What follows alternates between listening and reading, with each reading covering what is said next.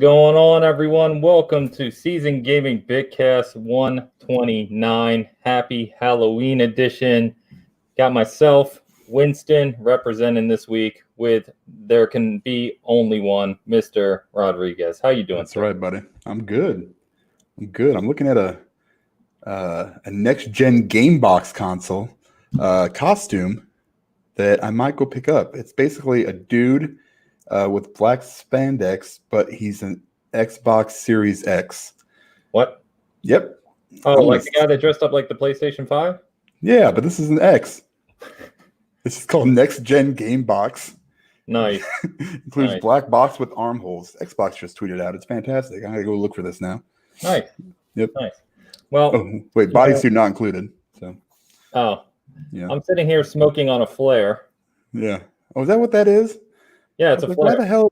I always wonder what the hell that thing was. Yeah, the flare, his monocle, and the tag on the ear says Winston because that's his name. Ah, all right. So, anyway, man, excited about this episode. We got a lot to talk about. All kinds of game news this week. Jesus.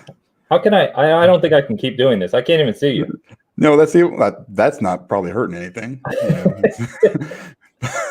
I just hope it doesn't, you don't like die inside there from suffocation.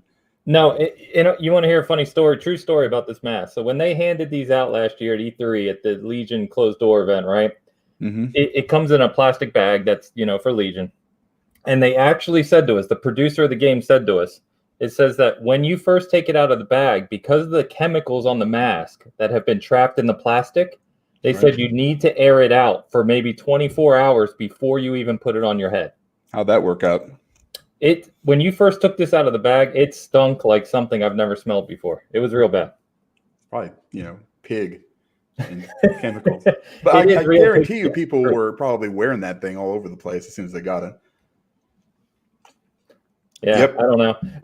Honestly, these sell for a lot. Like when people got them last year, people were selling them for like $100. So $100? $100. Jesus. Yeah.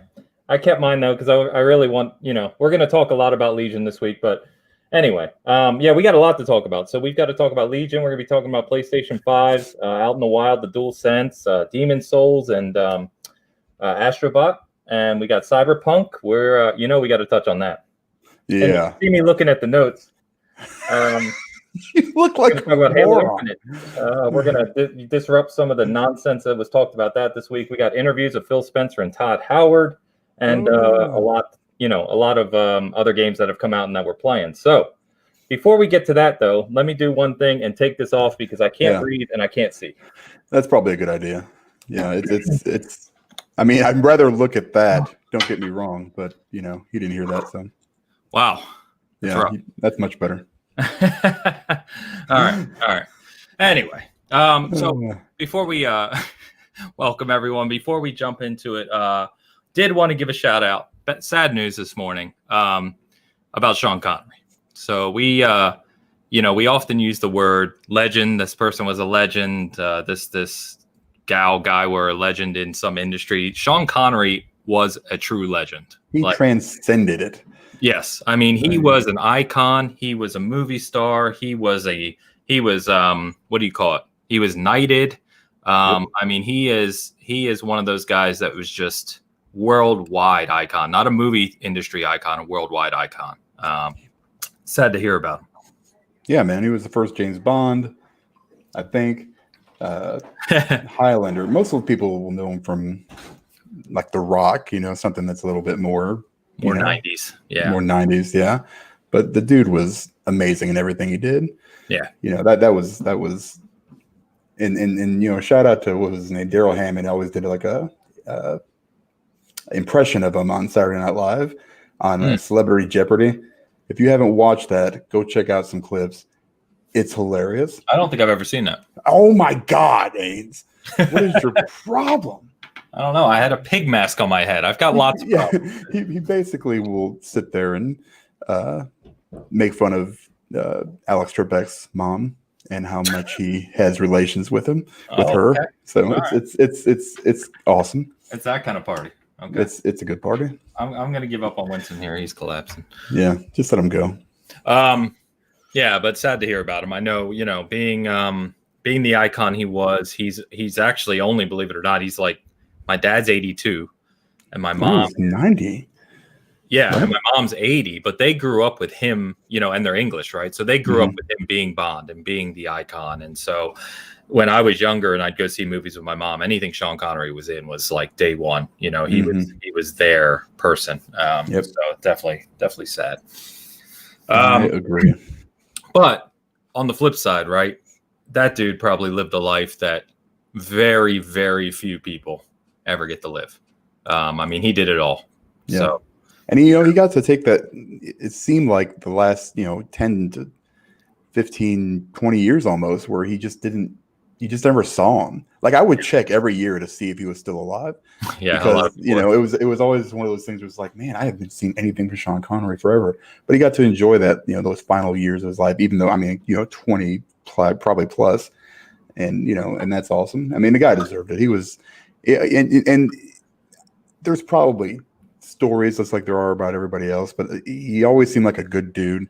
And it's just when you watched him, like when he played Indy's dad in Last Crusade. Yeah. I mean, it was he was amazing. He was one of my favorite actors of all time. Yeah. 2020. I need to watch something with him today. I don't know what, but I was just watching right before we started again. I was watching The Hunt for Red October. Just kind of so good. Yeah. So good. Yeah. Well, anyway, so shout out to a true legend. Anyway, just wanted to mention that. On a lighter note, and I wanted to announce to everyone that I have finally accomplished a long-term goal of mine. Nice. Been working on this for a while, and very proud that I've made it. But I have surpassed over 1,000 people muted on Twitter. Perfect. Yeah, it's been the past few weeks have been perfect for it. You know what I mean? It's just a good time. It's an incredible accomplishment. I mean, you're obviously nowhere in the realm of our friend Wilmy with the blocks, but I don't know how he does it. He's got a bot blocker, I think. I don't care. I mean, it's still impressive. Regardless, here's the thing. 1,000 muted, which means basically, you could still technically see their stuff. They're not fully blocked. Only if I want to click on it. Yeah. Right. Only if you want to click on it. Right. It's impressive for sure. I've just gotten to the point where I just stopped following people. So the problem is it's like followers of followers of followers, right? Like Twitter does that chain thing where it's ridiculous. So how I know I'm doing well is like someone will post something about the DualSense, right? And I look at the comments, and it's just a whole bunch of you've muted this, you've muted this, you've muted this, you've muted. I'm like, perfect. I don't need to see any of your garbage. Yeah, if it's that bad, it's just like, what in the hell could it possibly but I mean, jump into anything positive about PS5 or Xbox or Halo or whatever, right? Spider-Man. Jump into any positive thread about those. You can knock like 20 out at a time. It's easy. Absolutely. Yeah. So anyway, all right. Good job, man. So now that we've gotten through that, we've got something big to talk about, my friend. We've been waiting for this one. I got to make sure. Let me check. Pompa's in the chat. Got to make sure he's here. I don't know if the son's here yet. Yeah, I don't know, but it's true. It's real. It exists. I think it's coming at some point, but we've got to talk about Anthem. Yeah, it's time. It's time. Woo-hoo. I didn't think we would ever be at this point to where we were actually talking about it, but here we are. I still don't believe it. Now, whether or not I like what I see is a whole different matter.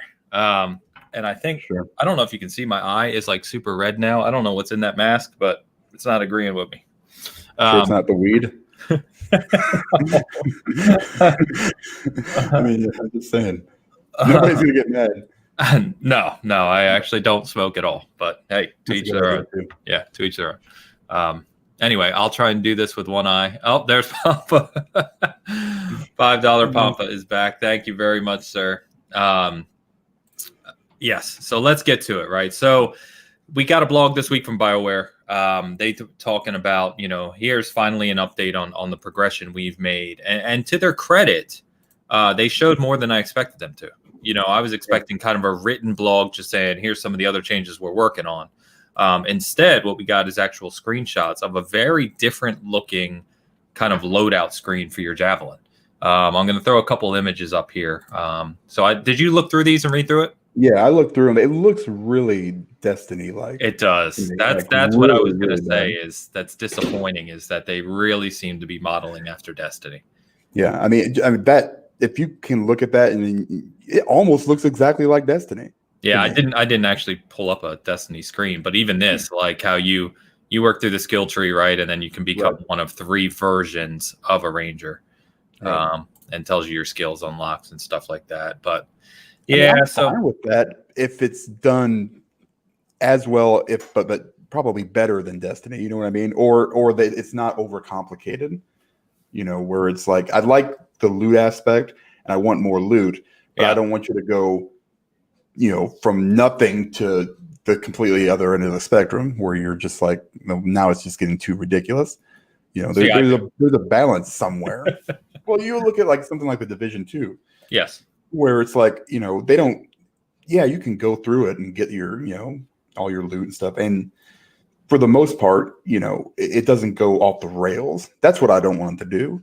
You know, just give me a little bit of something, you know, just keep it based in something, but but you have to get way away from what you had before because it was garbage. Yeah. It doesn't look at surface level on these screens. Now, they've talked about their loot redesign in a prior blog like a month or 2 ago, and what they wrote was really good. I was excited about it. But what I see in these pictures doesn't seem to align with what they wrote. And so I'm just hoping, to your point, I hope that... What? You said something, and like your whole audio just went raw. Oh, did it? Oh, sorry. Awesome. No, you're good. It was kind of weird. Halloween, man. Who knows? Yeah, it's Halloween. We're gonna have a spooky show. But I hope it has the depth I'm really hoping for. If it's really surface level, if everything's like this gun does 20 damage and you can upgrade it to be 22 and then 24 and then 26, it's like that's so boring. Yes. And that's what I hate about Destiny. There's so many good aspects of Destiny, but that loot design just crushed my soul. Yeah. So here's Anthem 2.0, what they've shown, right? Here's Destiny. Yeah. That's similar. Yeah, it's a little bit. Yeah, a little bit. They kind of took from it. And to be fair, I think why, right, is Destiny is so popular and it has such a big player base that if you're developing a game like the reboot of Anthem or Outriders, another good example, right? You almost have to steal at least some aspects of it for familiarity's sake. Yeah, any kind of games with as a service is you're gonna need to. Some stuff is just going to be universal across them all. You just have to make sure that you've got that end game. You've got the gameplay already. The mechanics always were great. There was never a big issue with them. I mean, a little bit of tweaking here and there maybe, but that was when I played it for the first time before I realized how shallow it is. It was so good. I was like, oh man, this is it. Yeah, game of the year. Super pumped.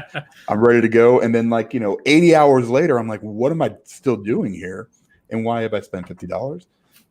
That's extra on top of the digital edition. Yeah. So sorry, you'll get your thing for those credits eventually. Yeah, you would think they'd double it.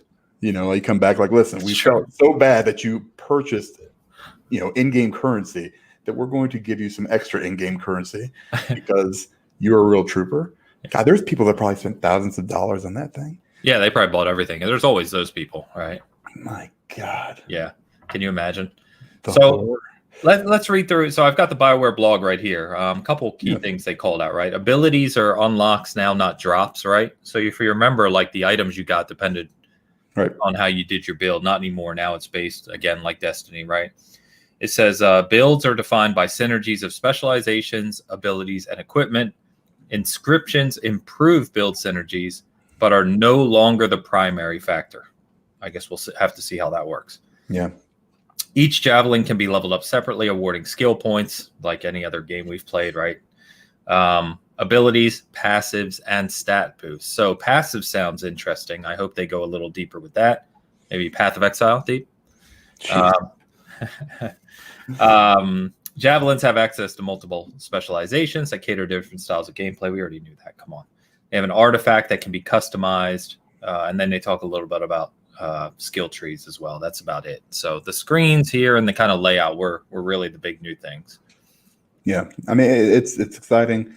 I don't know when we're going to see it. Hopefully, tail end of 2021.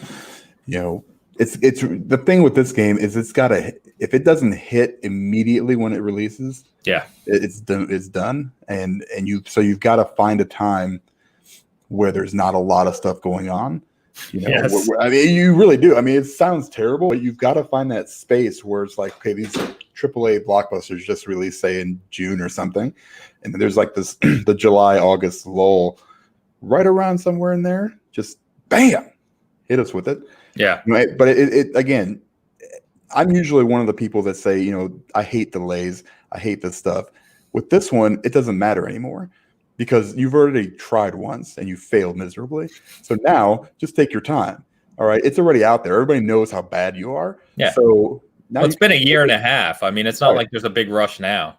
No, there's no rush on it now. Now, you've showed your hand. There's not much you can do. Now you have to go back, fix everything, take your time on this, because I really literally can't care if it comes out tomorrow or a year from now. I just want to play it in its full potential form, if that makes any sense. No, it makes sense. And quick shout out. So what's up, everyone in chat? Good to see you. And Dan, I don't know if you noticed, but there's a guy named Alden Bear in the chat. I don't know who this is. Do you know who that is? I do. He's a good dude. He is a good dude. I don't know where he's been, but it's good to see him. No, he's been in here a few times every week, every once in a while. He gets to pop in. Does the pop in? Yeah, he does the pop in. Former Third Wheel Arcade co-host. Oh, shout out! That's right, buddy. So on Anthem, I think I was talking with some of the guys in chat last night in a party chat about this. It needs like a soft relaunch, right? Like they need to come out and say, here's when Anthem's relaunch is. It needs to be PS5 and Series X and S ready, in my opinion. So it better be ready to kind of look sharper, steady 60 frames, all that jazz, right? They need to treat it almost like a new game launch, but one that's free, if that makes sense. That's the only way the game's going to be successful. If they come out and just say, hey, this update's available, go try it, it's going to die right away. If they come out and say, hey, we're relaunching Anthem, it'll be $30, $40, it's going to die right away. Done. Yeah, it's got to be a relaunch, and it's got to be free. Yeah. Insane. I mean, I can't even imagine them charging for it. No, me neither. They've already made their money. I mean, they made a lot of money on that game, as stupid as it sounds, because it sold a ton. So now it's an how do you treat your player base that invested in it, that you basically screwed over from the start? Yeah, the only thing I'm worried about is the fact that EA is the publisher. So always, that's the only thing that's got me kind of on edge. I'm like, they'll find a way to monetize. They're going to add new customizations. Right. It's literally will be in Game Pass come November on EA Access Play, whatever the hell they call it now. Yeah, so it'll be there for everybody to enjoy. They're not going to take it off of that service, I would imagine. So everybody that's got Game Pass Ultimate will have Game Pass will have a Anthem they can play for free, as long as it's not super monetized. But I got that covered, so don't worry about it. You already got your credits. You're good. Right. All right, man. It's hard to believe. We're actually getting updates on Anthem. I don't think you're too far off the mark here. They're taking their time. It's a small team. I still think it's going to be a little while. The new hardware will come out. In my opinion, we'll see this soft relaunch of this game late spring, early summer. Yeah, that's probably fair. If I was aiming for somewhere, that's where it would be. What you need to do is just avoid those big AAA games. Yeah. Like Halo comes out anytime around then, just push it off for another month if you have to, because nobody will be playing it. This is correct. Yeah. All right, we'll move on from Anthem. Although it always has a way to come back somehow. So let's talk PS5s, man. Good to see PS5s in the wild this week. We got a bunch of people out there, outlets, Digital Foundry, even all the kind of well-known PlayStation guys got PlayStation 5s. We got to see, apparently, just like with the Series X, right, and Series S, there was a strict NDA, so they can't really talk about too much. But we got to hear about the DualSense. We'll start with the DualSense, and we'll start with the Astrobot demo, which they were able to show. And did you happen to watch Digital Foundry's video on that? Yes, the one that John Linneman did. Yes, I saw that one. Yeah, it looks super fun. Looks awesome. In fact, if you remember when they first started talking about Astrobot being included with the PS5, it really is a demo for the DualSense, right? Because it uses all the different features of the DualSense and shows you how they work. But from what other people are saying now, is this is a 5 to 6 hour experience. It's not like when they said demo, I was thinking like an hour. Do you know what I mean? Yeah. But if this is a 5 to 6 hour kind of mini platforming game that's included with the PS5 for free, man, I'm all in because Astrobot's awesome to begin with, and all the impressions we're hearing is that this is really good. Yeah, I mean, for a game you're going to get for free, that is going to take. It sounds like from what he said, it's basically this is how the DualSense could potentially work with games if the developers decide to do it. Yeah, basically a giant 6-hour tutorial. Yep. While still playing, still being a fun little platformer. I'm not like everything that we've seen this week about him has me super excited. I got mine in a couple days ago. Nice. And where is it? You got it right. You should have it right. I should have had it with me, but I don't. I haven't even taken it out of the box. Oh, you haven't even played with it? Nothing at all. I'm waiting this is good timing then, because Mo's in the house. What's up, Mo? What's up, fam? 10 days. Can you feel it in your loins? Feel it, man. I don't know if you can see, but the desk has actually gotten a little higher since we started. Yeah. Only about like 1.5 inches higher. Is it supposed to burn? It's moved up a little bit. Yeah, that's what I'm feeling right now. A lot of burning. Yeah. Thanks, Mo, man. Always appreciated. But Mo, actually, I was talking to him last night. He has his, and he was holding it. He said, and Mo, feel free to add in the chat if I mess anything else up here. But he essentially said that it's a little bigger, right? It feels like a solid controller, nice in your hands. He said the D-pad and thumbsticks feel very similar to the DualShock 4, but slightly nicer on both. Like the D-pad's a little bit clickier. The thumbsticks have a little better movement. I think honestly, for me, and I talked about this last night, like I've never liked the D-pad and I've never liked the thumbsticks on the DualShock. They're just not great. So I was hoping for more of that. However, I am excited about it being a little bigger because I always thought the DualShock, the way you held it, it just felt crappy. And I'm really excited on what I'm hearing about the haptics. It definitely sounds to be more substantial, substantial impact on gameplay than I expected. Yeah. Well, see, what I'm wondering is I guess I could go take it out and find out. Whoa. Yeah. No, you know what? Speaking of controllers, shout out to Xbox for replacing my Elite that broke. I still don't like you because I paid $180. I shouldn't have to send it in 6 months, but nevertheless, good job on you for extending that warranty. Now, speaking about the DualSense, Mo, I don't know if you do this, but maybe you can answer this question. I wonder if the control freaks from the current PS4 controllers fit on those. Because I bet you they do. I'm a huge fan. I have to have them. So I'm guessing they probably do.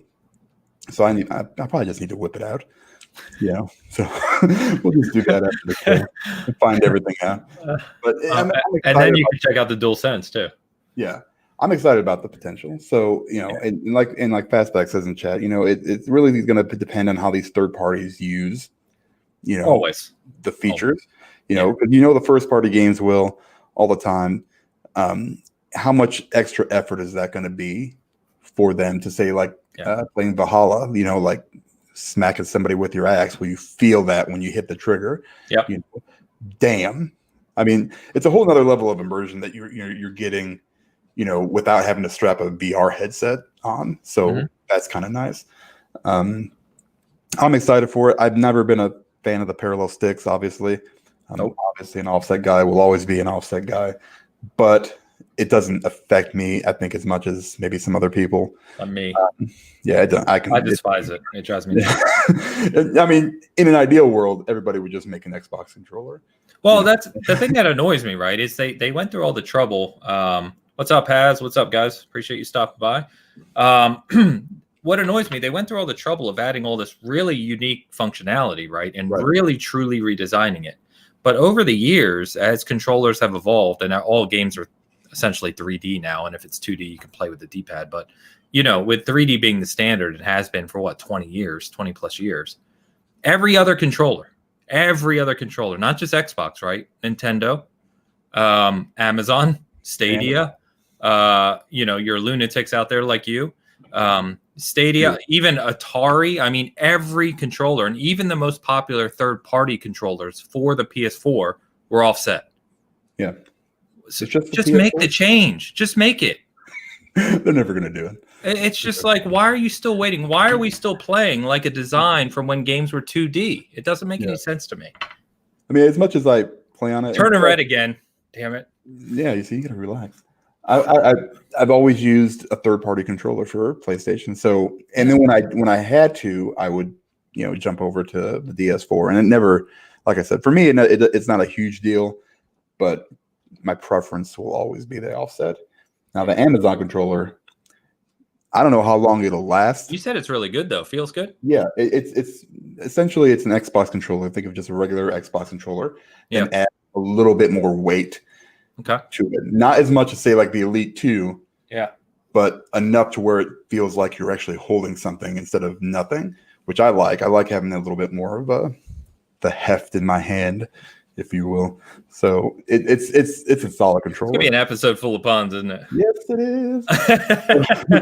But I mean, it's a $50 controller, at least right now it is, and it's solid. They did a really, really good job with it. Just a quick shout out to him. That's good. Hey, what's up, Pat? Good to see you, man. He's coming all the way from and Fonz is in here too. What's up, guys? Pat's here from God damn, Pat, I forget where you are. I know he's over in Europe. I just can't remember. Netherlands, maybe, or was that? Yeah. That sounds right. Yeah. So thanks for joining.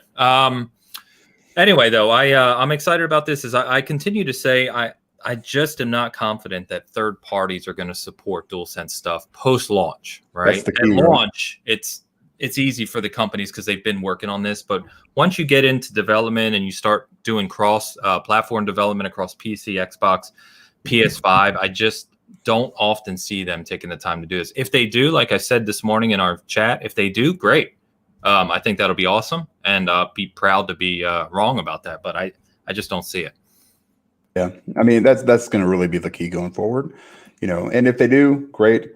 If they don't, all right. I mean, if a game still plays well, it's just that extra level is what that brings to the table, which is fine, And if you're not going to have it, that's fine too. Like I said, first party will probably have some kind of I still don't understand the whole blowing into the controller thing. I never will. That's dumb. That's just dumb. That's one of those things that you just know won't be used. It just right. Yeah, nobody's going to use it. No, but I mean, like the actual haptic trigger, sure. There's more applications for that. Right. You're not going to be playing like Street Hooker 2021 or something like that, where you have to actually use it. It's the only time you'd ever use it. So that's a good question. Yeah, Fonz in the house said PS4 SCUF controllers work for PS5 games. No.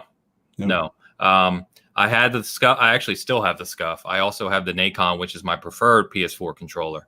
None of those will work for PS5 games. That's what makes me so mad about it. And again, I'm going on a little rant here, but did you see what Jim Ryan said this week? Which time? He said a couple of things. Well, he said a lot this week. That's fair. Yeah. About the DualSense is that we plan on being able to disable the effects of the haptic feedback and adaptive triggers on the DualSense as an accessibility feature to make PS5 games more playable for everyone. Oh, interesting. So he's gonna what now? What did he say? 6 months ago, when I said just let us use PS4 controllers and have the haptics and sense turned off, and everyone said, well, then you're not getting the next gen experience, and everyone told me I was wrong. Clown shoes off, please. All right. All I'm saying right here is you're going to be using a DualSense without any of the features that they claimed you had to have to play on PS5 games. No, he's a liar. Well, yeah, it's a money play. That's my point. There's no reason you can't have PS4 controllers working on the PS5 Zero. Yeah, you know what the worst part about the whole DualSense is right now? Nobody can talk about the battery life on it because they NDA'd that? Yeah, they NDA'd it. So they've asked, like Tom Warren has one, and they asked him how he liked it, and somebody asked him about the battery life, so I can't say anything about it. Oh my God. I can't even imagine it lasting like maybe as long as the DS4. It's got so much other stuff going on. And that's always been my biggest issue with the controllers. It's never been the sticks. It's just been the batteries suck so bad. And I don't know what it is about them. I mean, they got a lot of lights on them. So, so you it's this is interesting. Fozzie switching to Xbox to the PS5 won't allow his scuff controller to play his PS5 games as a matter of principle. Well, then he's going. He's going to do what he's going to do. But I can guarantee you, they've already confirmed they won't work. Yeah. So dumb. What was I going to say? Battery life. So the battery in the DualSense is I'm going off of memory. It's like a 1.6 mAh or something like that. So it's essentially like a 50 to 60% bigger or stronger battery than the DualShock 4. Mm-hmm. But again, the DualShock 4 was already terrible, right? Yeah. It's going to use. I mean, that's basically enough to cover all the extra features it has, is what it sounds like. That's what I mean, right? That'll give you. Let's say even in an optimistic world, which we're not living in, but let's say it doubles battery life. As soon as you start using things like haptics and all those extra things, you're going to cut that down. So you're looking at best case scenario, maybe 30, 40, 50% better, which means what? Instead of 3-4 hours, you're getting 5 or 6. Yeah. I mean, and technically that should be long enough for a gaming session, Yeah, it should be. Even how it is now, it's just like sometimes you don't remember to charge your controllers, or something to that effect, and just like shit. Now I have to either buy another one or wire it, which is I just wire $19.99. Like, get the hell out of here with that shit. It's USB-C though, I believe, right? Yes. Okay. That is and there is a USB-C port on the front of the PS5, I believe. Yes. Okay. Yep. So, still crap. Well, you know what I mean. Yeah. So anyway, as long as you have like a 10-foot cable, I mean, it's worst case scenario, right? Your battery dies and you want to keep playing. Yeah. So I'm not a huge fan of, not being able to replace my batteries either, but yeah, that's fine. That's another argument. Yeah. Well, my thing is, if you're gonna do the internal battery where you can't replace it, right? Make it one, and this is asking a lot because it's a lot more expensive, I've realized. But make it like the Elite 2. The Elite 2 battery is ridiculous how long it lasts. Yeah. But I realize that's a much more expensive option too. Yeah. So. Yep. Anyway. But yeah, I thought it was hilarious. I was laughing my head off when I saw Jim Ryan's quote about turning all these features off so that it's accessible. And I'm like, you literally just countered the reason why you supposedly said that PS4 controllers can't work on the PS5. Yeah. Drives me crazy, man. It's shady. Just be honest. God damn. This Jim Ryan, dude. I know. He's a corporate mouthpiece. I know. Terrible. I know. Terrible. But you know what is good news? Mm-hmm. You ready for this, right? Bug Snacks. Damn right. Bug Snacks is not only launching with the PS5, but it's free. It's free. Well, PS Plus, which pretty much everyone is if you're getting PS5 on day one. Basically. Yeah. So not on the PS4. Only on the PS5. No, only the PS5 version. They gotta be Sony still a little bit. Yeah. Come on now. Fonz, thanks, man. Appreciate what you guys. Thanks, Fonz. Yeah, appreciate that, brother. That's awesome. And if you haven't checked out Fonz's channel, he makes some great videos, by the way. He makes the best videos. He does. He makes some great videos. He makes the videos that like the openings and just like they're so good because they're like always like nice throwback. Like I love him. He's got a good voice, which is that's the best right part. There. Yeah, it's like watching a mini documentary every time you watch one of his videos. He's got a sense of humor too. Yeah. Yeah, that's what I love about Fonz's vids. Yeah. 100%, man. Definitely check it out, guys, if you haven't. Anyway, Bug Snacks. So, I was joking previously about Bug Snacks. Well, we all have, right? It's become almost a meme.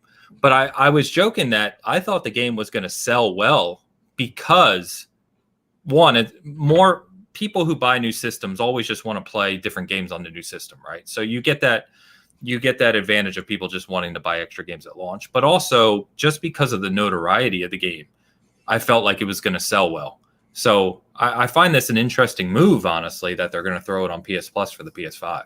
Not that I'm arguing with it. I love it, but yeah, I mean, I don't, as much as I love Bug Snacks, I'm not saying this is going to like push the PSN subscriber, amount. It's moving the bar, baby. Yes. I don't know if that's going to move the needle, but with that, it's nice. It's nice to have something free.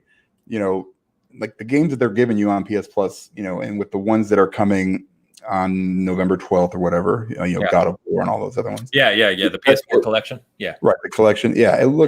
That's at least you're getting something out of that. Like if you just subscribe to Live right now, you got to be punching yourself in the face with all the costume quests and weird, stupid free games they give you. Don't insult costume quests on Halloween. On Halloween of all days. Single one. I don't even know what they are. That's how I've forgotten. That's your problem. How bad they are. Hey. They are bad. The last 3 months, they've just stopped trying at this point.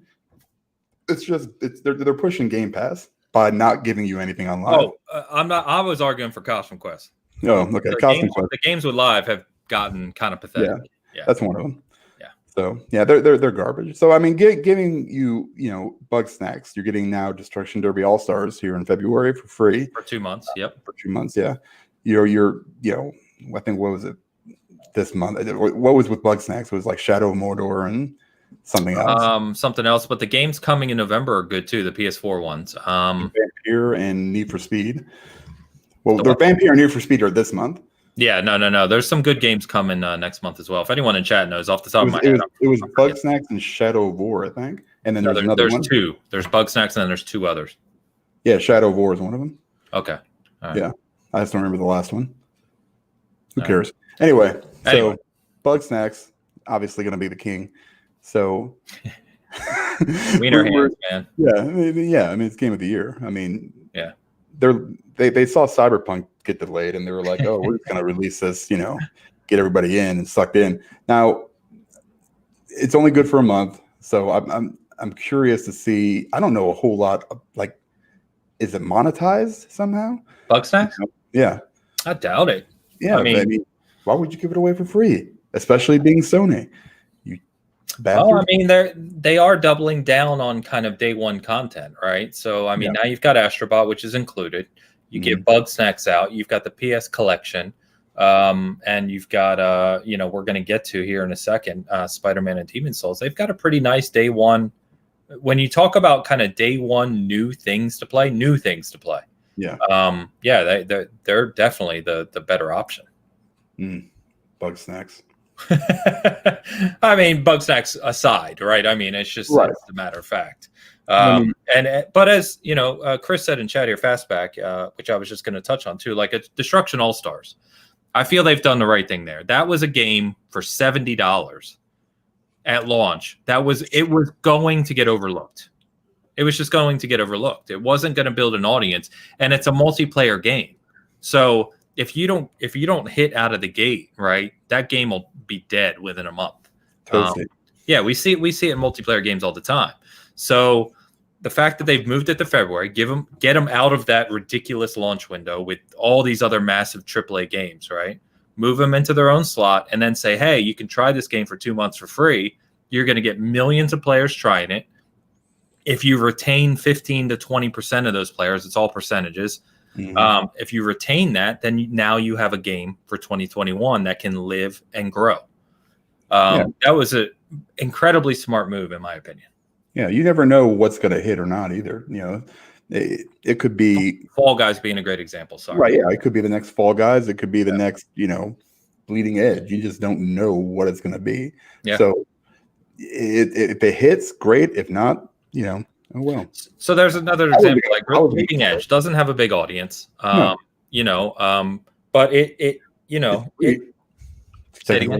it's kind of, it came with Game Pass. Well, that's what I mean. If that game tried to launch for even if it was a reduced game at like $40, right? If that game tried to launch at $40, it would have been dead in a month. Yeah. But there's people still playing it because you can just log in and play it. You know what I mean? Yeah. So it's Joseph in the house, trophy room. What's up, brother? Good to see you.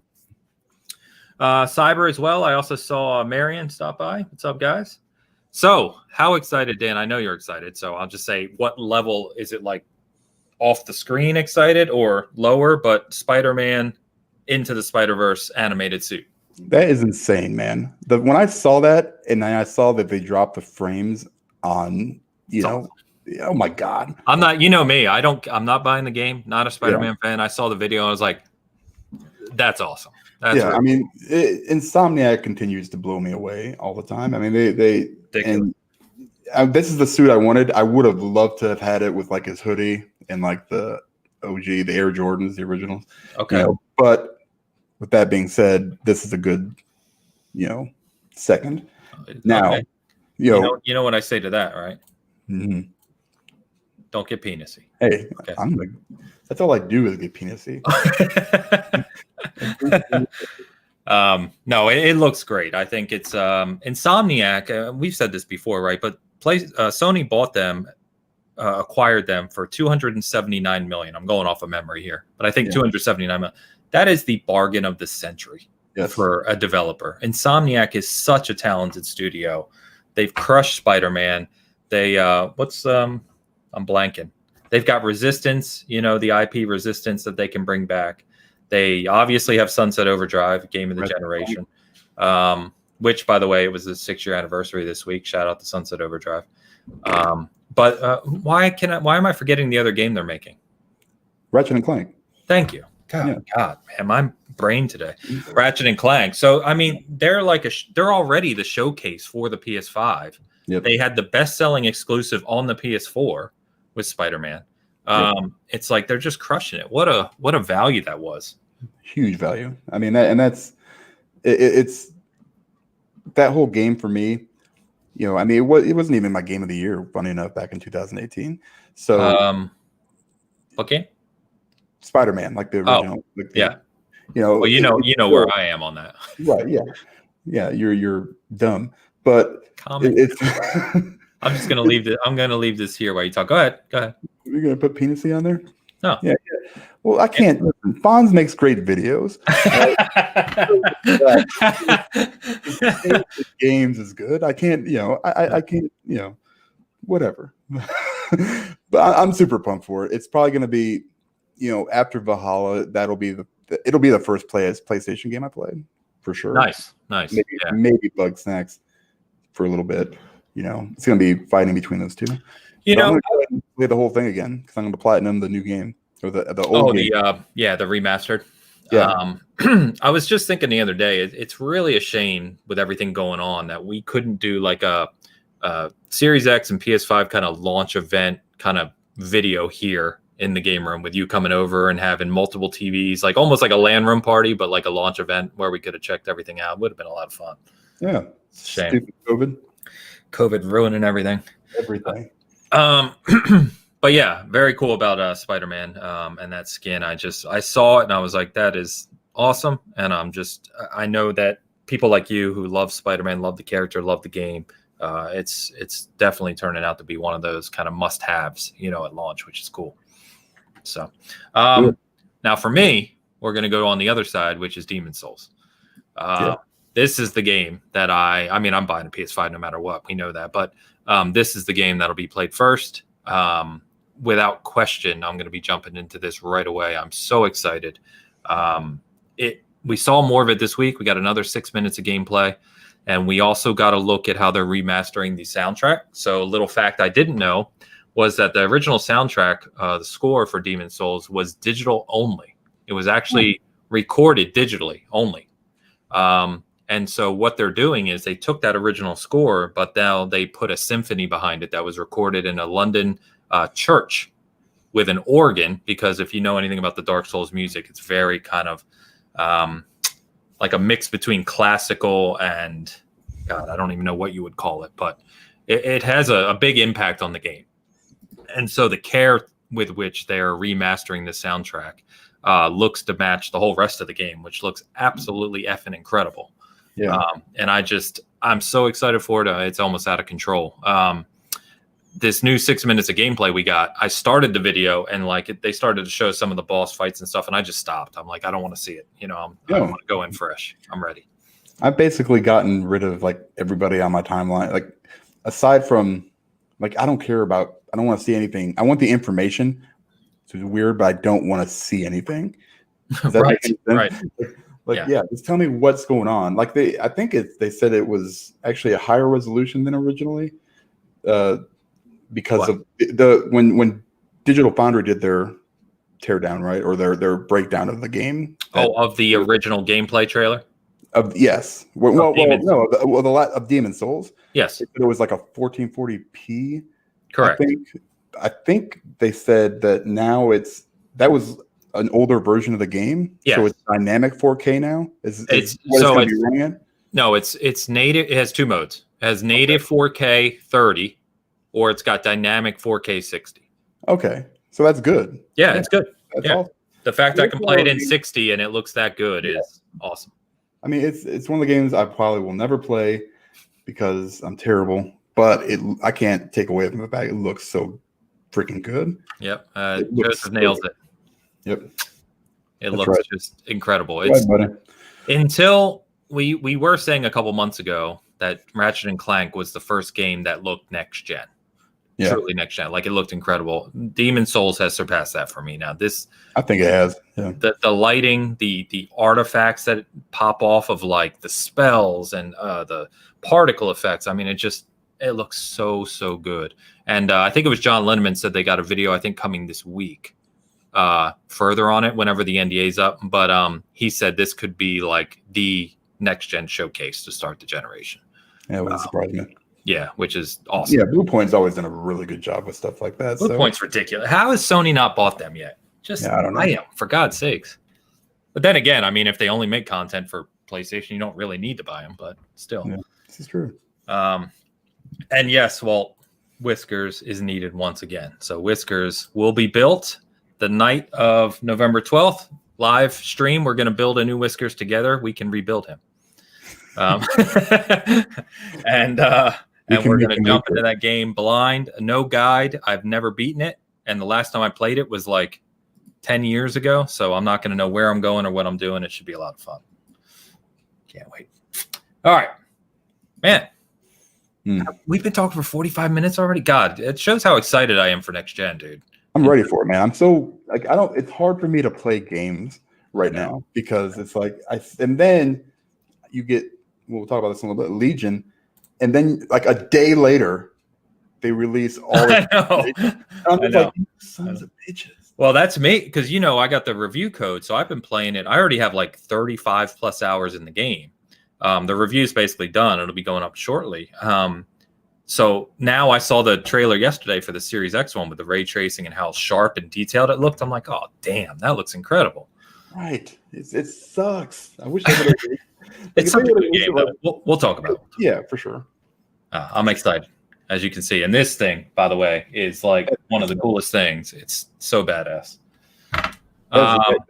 When you sent me that picture the other day, I don't typically like collector's editions. Yeah. But that is awesome looking. It's amazing in person too. And it's way bigger. Like, I thought it was going to be maybe like half that size. It's big, man. So it's cool. You can see it's almost as tall as my PC tower. So anyway, guess what we got this week? Bug snacks. We got Cyberpunk is delayed. I don't want to talk about this garbage. I blocked their account on Twitter. That's how fucking pissed I am. It's so old now. I'm just tired of this shit. Stop putting release dates during COVID. That's it. Just don't even do it anymore. Just say, hey, it's coming. The best part was when the people immediately pulled up the comment they made after 6 weeks ago, and it's like, there will be no more delays. Yeah But it just seems a 3-week delay, and I know they explained it in their messaging. A 3-week delay just seems so arbitrary. And my guess, and I think other people have guessed the same, right, is that optimization wise for the original Xbox One and PS4, which, as we know, even though we're kind of the hardcore audience here, you're talking tens and tens of millions of people that are going to be playing on that base hardware. That game, it still has to run well. It can't be dropping frames to like 10 frames a second. So that's my guess is they're going to crunch for 3 weeks to just optimize those original versions. Whatever. I mean, I'm not going to rant right now, but like the whole oh, yeah, we've got so much else to play, and take your time, guys. Shut up. Just do it. Get it done. You delayed it 15 times already. All right. You announced it in 2006 or something. It's to the point now where just get the damn game out. Don't even say we pushed it back 3 weeks. Just say it's delayed indefinitely and then just one day just be like, hey guys, check your Xboxes, it's out. Then everybody will be like, oh man, that's awesome, and be super excited about it. At this point, so kiss my ass. how do you feel about it? I don't like it. I'm tired of it. That's the game I've been looking forward to, and both of us really forever. Oh yes, a little bit. It drives me crazy. So I'm gonna go ahead. Crunch. Whatever you got to do, just get it out, man. I mean, for God's sakes, I mean, I don't know what to tell you anymore. If it actually lands in December, I'm going to be shocked. I'm just going to leave this here. Yeah, that's okay. I'm all for. I get so upset about the delays. I don't know why. I know. It just drives me crazy. So I'm gonna say something that's gonna drive you even crazier. Yeah. Well, after I say what's up to everyone, Asa, what's up, brother? Hopefully Phasma's not going to ban you this week. We'll keep her in check. Let me demod her real quick. Megatron, 9 lives. What's up, guys? Good to see you. I'm going to say something you're not going to like. Go for it. I like this delay. Yeah, of course you do. Of course you do. That's what everybody says. So here's why. Problem. Here's why. Yeah, you gonna shove that thing up my butt? Just do it even harder. What do you even? First of all, Walt has a fair point. You got bug snacks. I do have bug snacks, and that's the only thing. Really, actually, I tweeted that out. That this basically made the Cyberpunk delay manageable. So, in all seriousness, right? You and I have talked about this a lot. Sure. Consoles launch on the 10th and 12th. As we know, you've got not only the updates for newer, besides the updates for all the old games we want to check out, right? Yeah. You have updates for basically new games like Legion we saw yesterday, which looks incredible on Series X. But Valhalla comes out on the 10th, which you're reviewing. Mm-hmm. And many of us, not just you and I, but I think a lot of people have said, how in the hell are we going to get through Valhalla in 9 days? If you're playing on the PS5 in a week before Cyberpunk. And those games, obviously, probably the two biggest games of the year, I would think, in terms of size. I don't mean hype, but in terms of like time you can spend on them. So where I'm at now is, me personally, you have Valhalla, which I can now take my time with, right? I can just really invest myself in Valhalla. I can play Demon Souls. You can play Spider-Man. We can get through all these launch games. And then in December, just before the holidays, where I have personally multiple weeks of vacation, right? Mm-hmm. Just before that happens, because I think I'm done for the year on like the 13th of December. I get the game that I've been waiting forever for, that I'm most hyped for the year, obviously, as you can always see behind me. Mm-hmm. I get the game that I can just sit with. Nothing else is going to distract me. It'll be, well, other than the medium, which we don't have to talk about, but nothing else will interrupt me playing Cyberpunk and focusing on it for weeks at that point. Now you're just assuming that it's coming out then. That's fair. I honestly don't even know That's fair. If it gets pushed to 2021, it wouldn't surprise me one bit. I mean, it's just this is what it is. The only way I wouldn't be upset about that is if they say the Series X and PS5 full version will come with launch. Yes. Yep. I mean, at this point, you might as well wait then. If it depends on how close they are. If they can't even get it optimized on the base consoles, then I highly doubt that's even close. So I don't know. I hate delays. I just wish, I'd rather them just not announce dates at this point. I'm with you. Stop announcing dates, especially when so many things are in flux right now. Yes, there's so much going on. Yeah. You can't, I understand. You don't have to like it. And I'm not going to sit there and pretend like it's, oh, it's okay, guys. Take your time. We love you. No, I'm tired of these dicks. Just get the damn thing out. I think I'm going to try to make you sound a little better. I'm going to try. You can tell me if I'm failing. But I think what you're saying is, if you announce a date, first of all, don't announce a date. But if you announce a date, then you should hit the date. Yeah. That's what it sounds like you're saying. Yeah. Just don't even, Bonds is right. They shouldn't have said anything about December. I don't even know, at this point, where they are in their development. They've been done since June or April, and they've been doing bug fixes apparently up until that point. So whatever. I mean, if they're worried about something like happening with like The Witcher 3 and having a whole bunch of bugs, I mean, you're gonna have that because it's a humongous game. It's like you're just gonna have. I understand wanting to get the polish on it, but for God's sakes, man, this thing better come out and be perfect. I want to see Outer Worlds levels of bug-free experience. Is what I want. Like if I hit one bug, I'm gonna be like, this game sucks. Calm down. Mad. So let's keep context too, right? And by the way, where's Diego at? He is right. My desk is slowly going up more and more as we talk about Cyberpunk. Exactly. I need the walking eggplant gif. This on paper and from what we've seen, right? Let's think, what are the most ambitious games ever made? What would you put up there? I would say Red Dead 2 is up there. Yeah. Witcher 3 is up there. Grand Theft Auto 5 is probably up there. Well, even back in the day, if you go like to Bethesda stuff with Skyrim. Pushing boundaries, right? From what we've seen and expect and what we know about this game, it's one of, if not the most ambitious game ever made. For sure. It's coming at a time. This is kind of what I said about Halo Infinite as well. It's coming at a time during a pandemic where game development in general is disrupted across the industry for every developer. And it's coming at a time when we're getting 3 new consoles.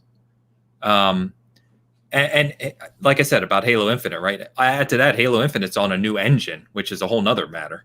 I understand, I can foresee how the leadership at Cyberpunk, at CD Projekt Red, and some of the developers who are working their asses off on this game are just like, this is taking way longer than we expected because of all of these reasons.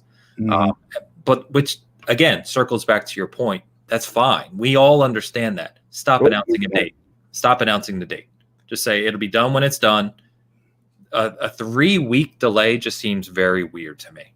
Yeah, it's such a, it is. It's just really, really odd to come out and say that. And I'm not mad at these guys for doing it. I'm just tired of it. Yeah, of course. Not just Cyberpunk. Don't get me wrong. It's every game that, I'm getting delays on. We got Far Cry 6, got another delay. A delay, basically. I don't know when that was supposed to come out, though, really. February 12th. Yeah, that's not happening. All right. I mean. Wait, Far Cry? Far Cry 6? Yeah, it was February 12th. That's when it was supposed to come out. Yes. Okay, right. Fine. Legion got delayed. Last of Us 2 got delayed. I understand delays are going to happen, especially given this time. I'm just tired of hearing about it. Yeah. There is probably a format, like a picture that people just have to like cut and paste words onto at this point. And, depending on what color your game is, yellow for Cyberpunk, red for Far Cry 6, it's just a copy and paste job. Sorry, we know you want this, but, we need some extra time. Just don't even announce the date. Just say, hey, it'll come when it comes. So and I won't be mad because it's disappointing. We have enough to be disappointed about right now, given the state of everything that's going on in the world. I don't need to be disappointed by my one thing that actually keeps me excited and happy, but I'm constantly disappointed by it.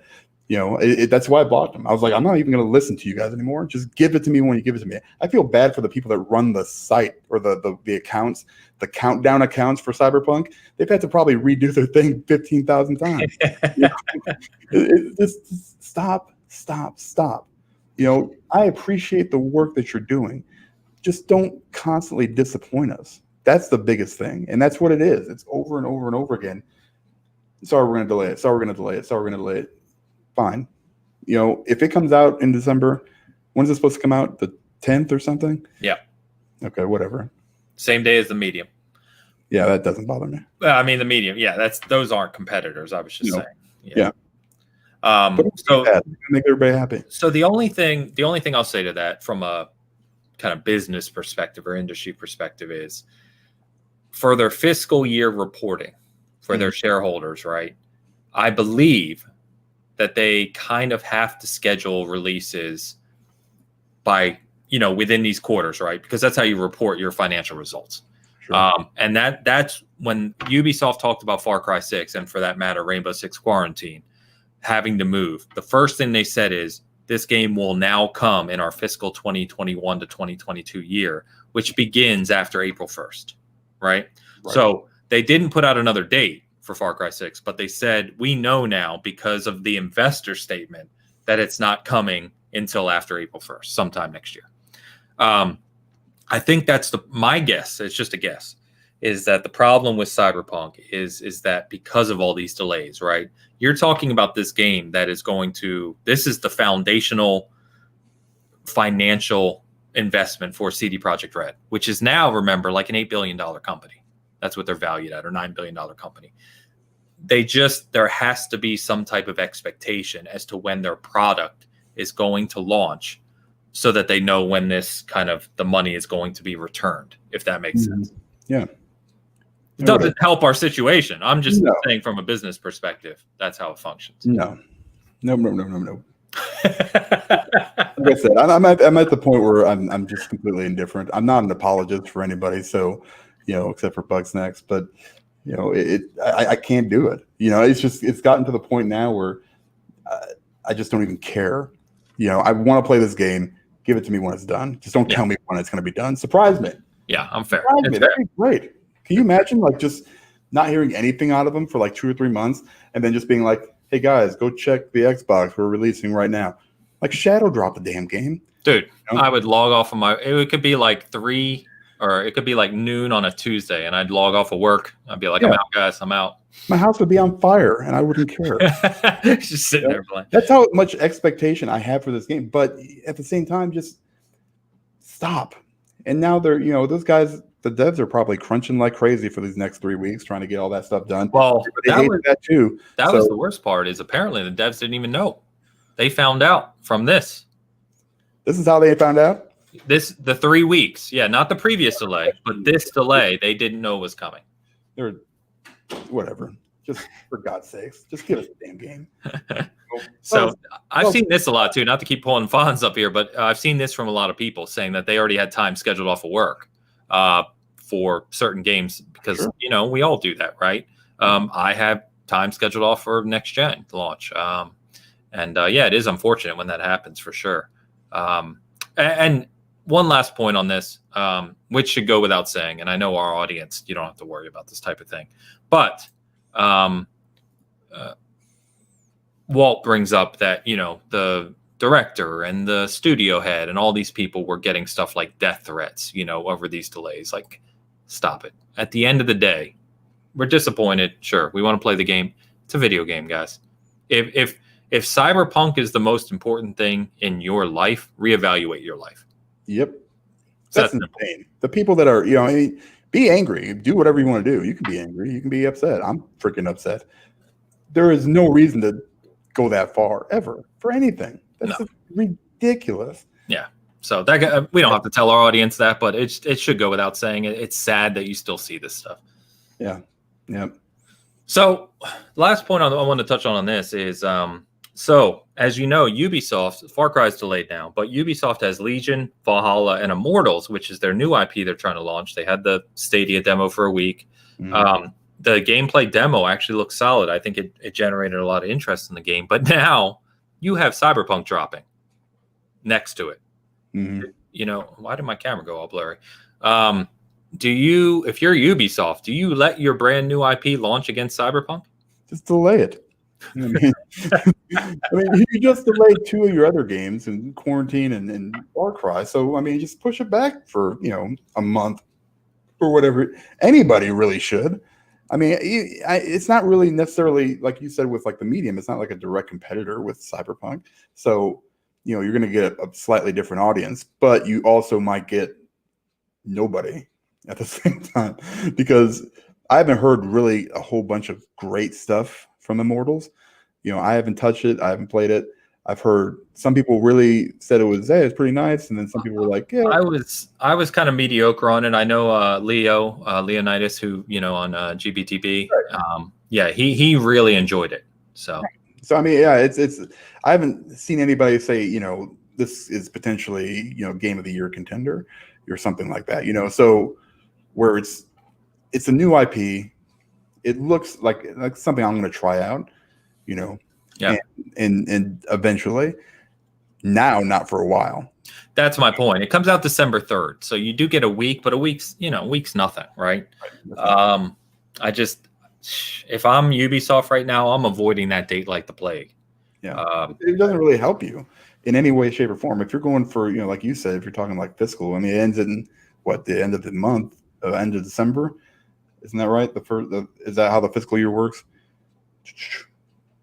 But it depends on the company. I guess it depends. But for Ubisoft, end of the January 1st would be the end of the third quarter, right? And then the first quarter of the year is the end of their fiscal year, right? So push it off. I mean, you're going to be riding super high right now on, Legion and Valhalla. Yeah, that's what I mean. Push it, and we've seen, right, those games that come in like that Empty gap in like late January to early February have been really successful. Yeah, because there usually, right. So why not move? Why don't give the development team 6 weeks, 7 weeks, and say release the last week of January, optimize it even more, make it great on PS5, Series X, Series S. Why not do that? Have some balls though, and come out and say, "Hey guys, here's the deal. We're going to delay this game, not because it's not ready, but because Cyberpunk's dropping." And we're going to just be honest with you. There's no way in hell we can compete with that game. So, thanks to CD Projekt Red, we're going to actually improve our game a little bit in the next couple months and release it in, February or whatever. The spot that is now empty from Far Cry 6 has moved away from that. So just replace that with there, but just be honest. Just be like, hey, listen, there was somebody tweeted out about that. I don't know if it was the Medium game devs or somebody where they're like, "Oh yeah, thanks a lot, Cyberpunk." No, it was a Second Extinction. That's right. Yep. Because remember, their update to the game, their first kind of addition to the game is coming in November. And they were like, they joked about Cyberpunk being scared of them launching their update. That's fair. Yeah, it's fair. Yeah. Technically, nobody really has to be scared of them at this point. But yeah, Cyberpunk's, we've said it for a long time. There's certain games in the industry like Cyberpunk that are just bombs. Get away from it, right? Yep. Whenever Grand Theft Auto 6 launches, don't launch that month. Yeah. Just don't do it. You're wasting your time. Just stay away. Yeah. I'm still excited for the game, even though I'm just tired of the delays. Of course. Tired of the shit,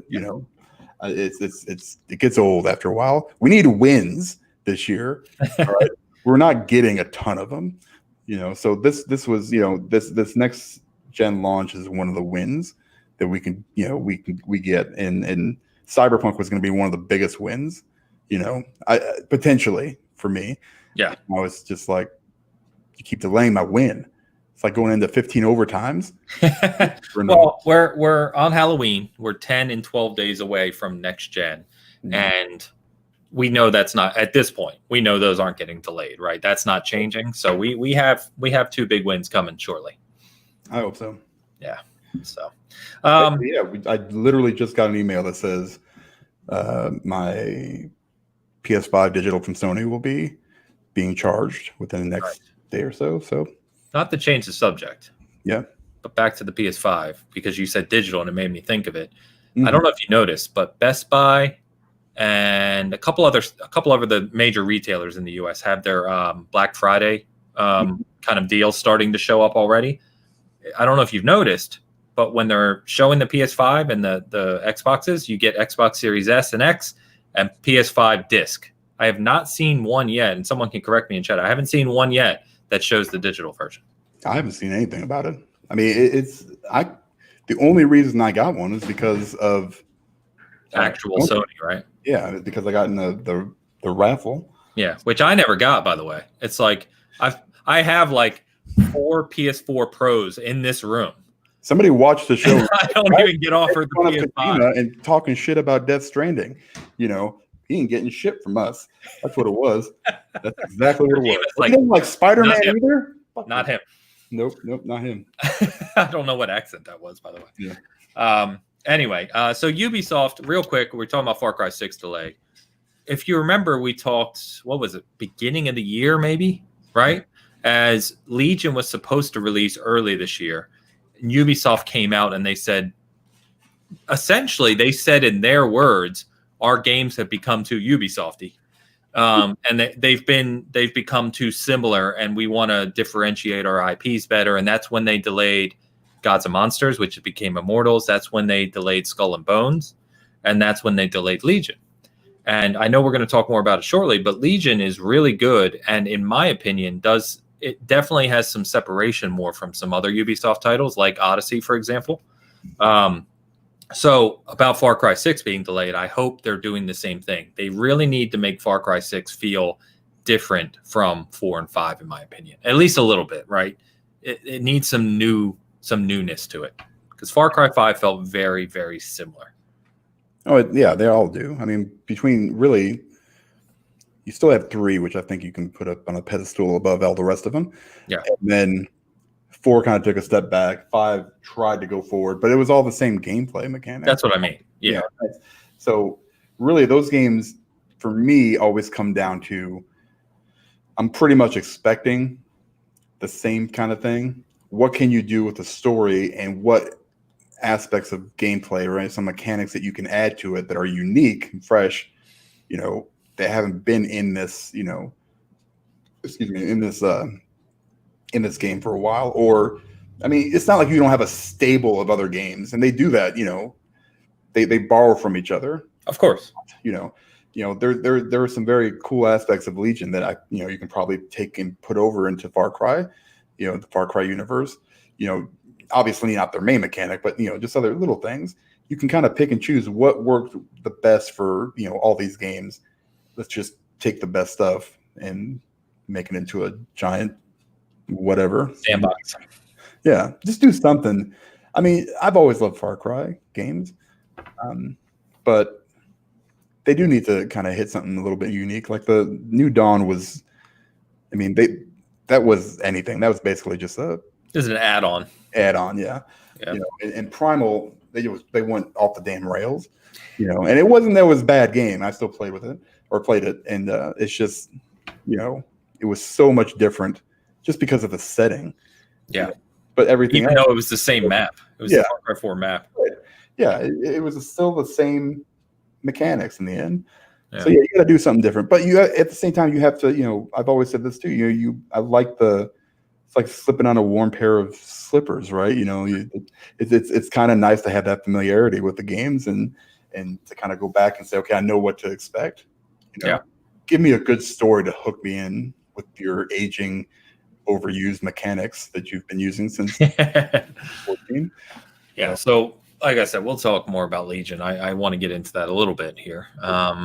But we got some other stuff to hit on first. Bizzle, what's up, brother? He said, yeah, Sean Connery. So we touched on that right at the start. Very sad. And Pampa says, PlayStation offered me a credit card. Yeah, me too. I keep getting that offer, and yet they won't offer me a PS5. What's that about? Come on. If you take that offer, they will give you a PS5. That's what it should be. Yeah. Yeah. You can get Sony rewards. Actually, that would actually be pretty smart if you think about it, because you get those. I get credit card offers all the time where it's like if you spend $1,000 in the first 6 months, you get $300 back or $500 back, right? Yep. Do that. Tell people to spend $1,000 on your credit card, and then we'll give you a PS5. I just find the one that gives me the best rewards. Yeah, me too. Whatever that is, and that's usually Discover. I was going to say the same thing. It's Discover. Yeah. That's gonna be Anyway, I want to touch on Halo Infinite real quick. We don't have to stay on this, but a lot of news came out this week. It was reported widely. Chris Lee has left 343. He's left the company. He's done this. And I was like, I saw these headlines and I'm thinking, I don't think this is right. And so we didn't run with it at the start for the site. And later that day, turned out it wasn't right. So in fact, this is no news at all because this actually happened in July. So Chris Lee, as we know, was basically the head of the project of Halo Infinite. He was replaced in July by Joseph Staten, a very well-known Halo guy. We talked about this on Bitcast months ago. And another gentleman, I forget his name off the top of my head. But I don't know how this broke as if it was suddenly news that Chris Lee was leaving the company when that didn't happen. He's just not working on Halo Infinite now. So I don't know what's going on with that. There's clarification out there. It's on our site if you need it. But I just want to touch on it to say sites need to stop running with bullshit headlines. That's what that was my roundabout way to say stop with the clickbait bullshit. Yeah, it's not going to happen. Yeah, I know. But what this does highlight, I don't want to gloss over the fact that Halo Infinite's had some struggles, right? It's pretty apparent from the outside, and we've heard some stories, what have you, of developers from inside 343 that it's development's a struggle. So I'm going to be really interested. I still think they release this game in spring, early summer, the kind of April, May-ish time frame. So right around time Cyberpunk comes out. Gotcha. Cyberpunk better watch the fuck out. Chief doesn't mess around. But it is disconcerting, I say a little bit. I'm still confident the game's going to be great. And one thing I definitely want to touch on too is I'm tired of people's, not that, again, this statement's going to have any impact. I'm tired of people taking 343 through the mud. Okay. 343 made Halo 4, which was on the 360, one of the most incredible games on the 360. It was a freaking technological achievement. Never mind having one of the best Halo stories ever told. Halo 5 multiplayer is 5 years old, and it's still being played today in tournament form. Get off of 343, man. They do good work. There's just, this is a unique set of circumstances with Infinite that, as I mentioned earlier, very difficult for any development company to overcome. So give them the time, leave them alone, let them finish the game properly. Yeah. And Fonz says, I dislike Halo 4 a lot. And Fonz, you're no longer welcome here. I will talk to you later, man. That's what I'm talking about, Fonz. Don't you dare make a video on that. Yeah. I would have that on a loop. Like I would just sit here and like my face would just be like. You can Halo guys, and trust me, everyone knows I'm a Halo guy. But the other hardcore Halo guys can come at me. Halo 4 is the best Halo campaign. Period. Done. Done. Count it. Bank it. It's finished. We're moving on. All right. We're gonna move to. I know you don't have anything to say on Halo, so I was just gonna move on. Yeah, I mean, yeah, whatever's happening. I mean, this happens to a lot of freaking companies. I mean, as long as we don't get Crackdown 3, I'm fine with it. You know, I still want a single player part. You know how I know we're not getting Crackdown 3? Oh, because Craig was not in Crackdown 3. This is true. Yep. What if they go back and fix Craig? That's like the biggest worry I have. Like, I think they're gonna update that stuff, but I have to think they're gonna add Craig as an Easter egg. Just have him in there. Just have him hanging out. He should be hanging out in one of the camps, just chilling. Yeah. Whatever. I'm good with it. I mean, this kind of news story is something that kind of I go, oh, and then it kind of just passes by me. That's why I was just moving on. Yeah. So let's talk about something bigger, and that's we're move on to some Xbox news here. Big topics, of course, that have been going on. Phil Spencer's been all over the place, right? And for good reason. Obviously, he's the front man. He's the head of Xbox, but in kind of a unique way, right? He's not only the head of Xbox and the executive VP of gaming for Microsoft, but he's also kind of the mouthpiece for Xbox, right? I mean, he's the one that people think of speaking on it. And of course, Todd Howard is kind of the same way for Bethesda, and because he's one of the most well-known guys there. And so multiple interviews this week with each of them, touching on some of the topics we've discussed at length, including Bethesda acquisition, Game Pass, etc. So I know we wanted to touch on some of this, Dan, and I pulled out a few of the quotes here. And I have it right here. Just bear with me. So we'll start with Phil. Nothing surprising in what he said, really, but he's just kind of doubling down on some of the things we kind of knew and people need to be clear on, I think. So first, he talked about what he's excited about, the games he's excited about from first party that are coming seemingly sooner rather than later. And one of the ones we've talked about, and I've mentioned several times, is Compulsion's new game, right? So Compulsion, developers of We Happy Few. We've talked about that. I won't get back into it. But he mentioned that he's really excited about what this company's bringing. And in my opinion, Compulsion's game is one of those games we're going to see next year. And it'll be kind of the start of those post-acquisition games from 2018, right? When those initial acquisitions like Ninja Theory and Compulsion, et cetera, got bought, expanded, started making their new games. I think this is going to be one of those first kind of single-player, first-party games that's going to be really interesting for Xbox Game Studios. Mm-hmm. Yeah, I was, We Happy Few is one of those games where it's like, I love the art style. Great art style. Great concept, really. The concept behind the game was awesome. Right. Yeah, it was really kind of cool. It just got to the point where I thought I finished the game, and I did not. No, it's a long game. It's longer than people think. Yeah. So I'm interested to see what they, that's what I want, though. I want those new games, those new experiences. Like all this rehashing crap is for the birds.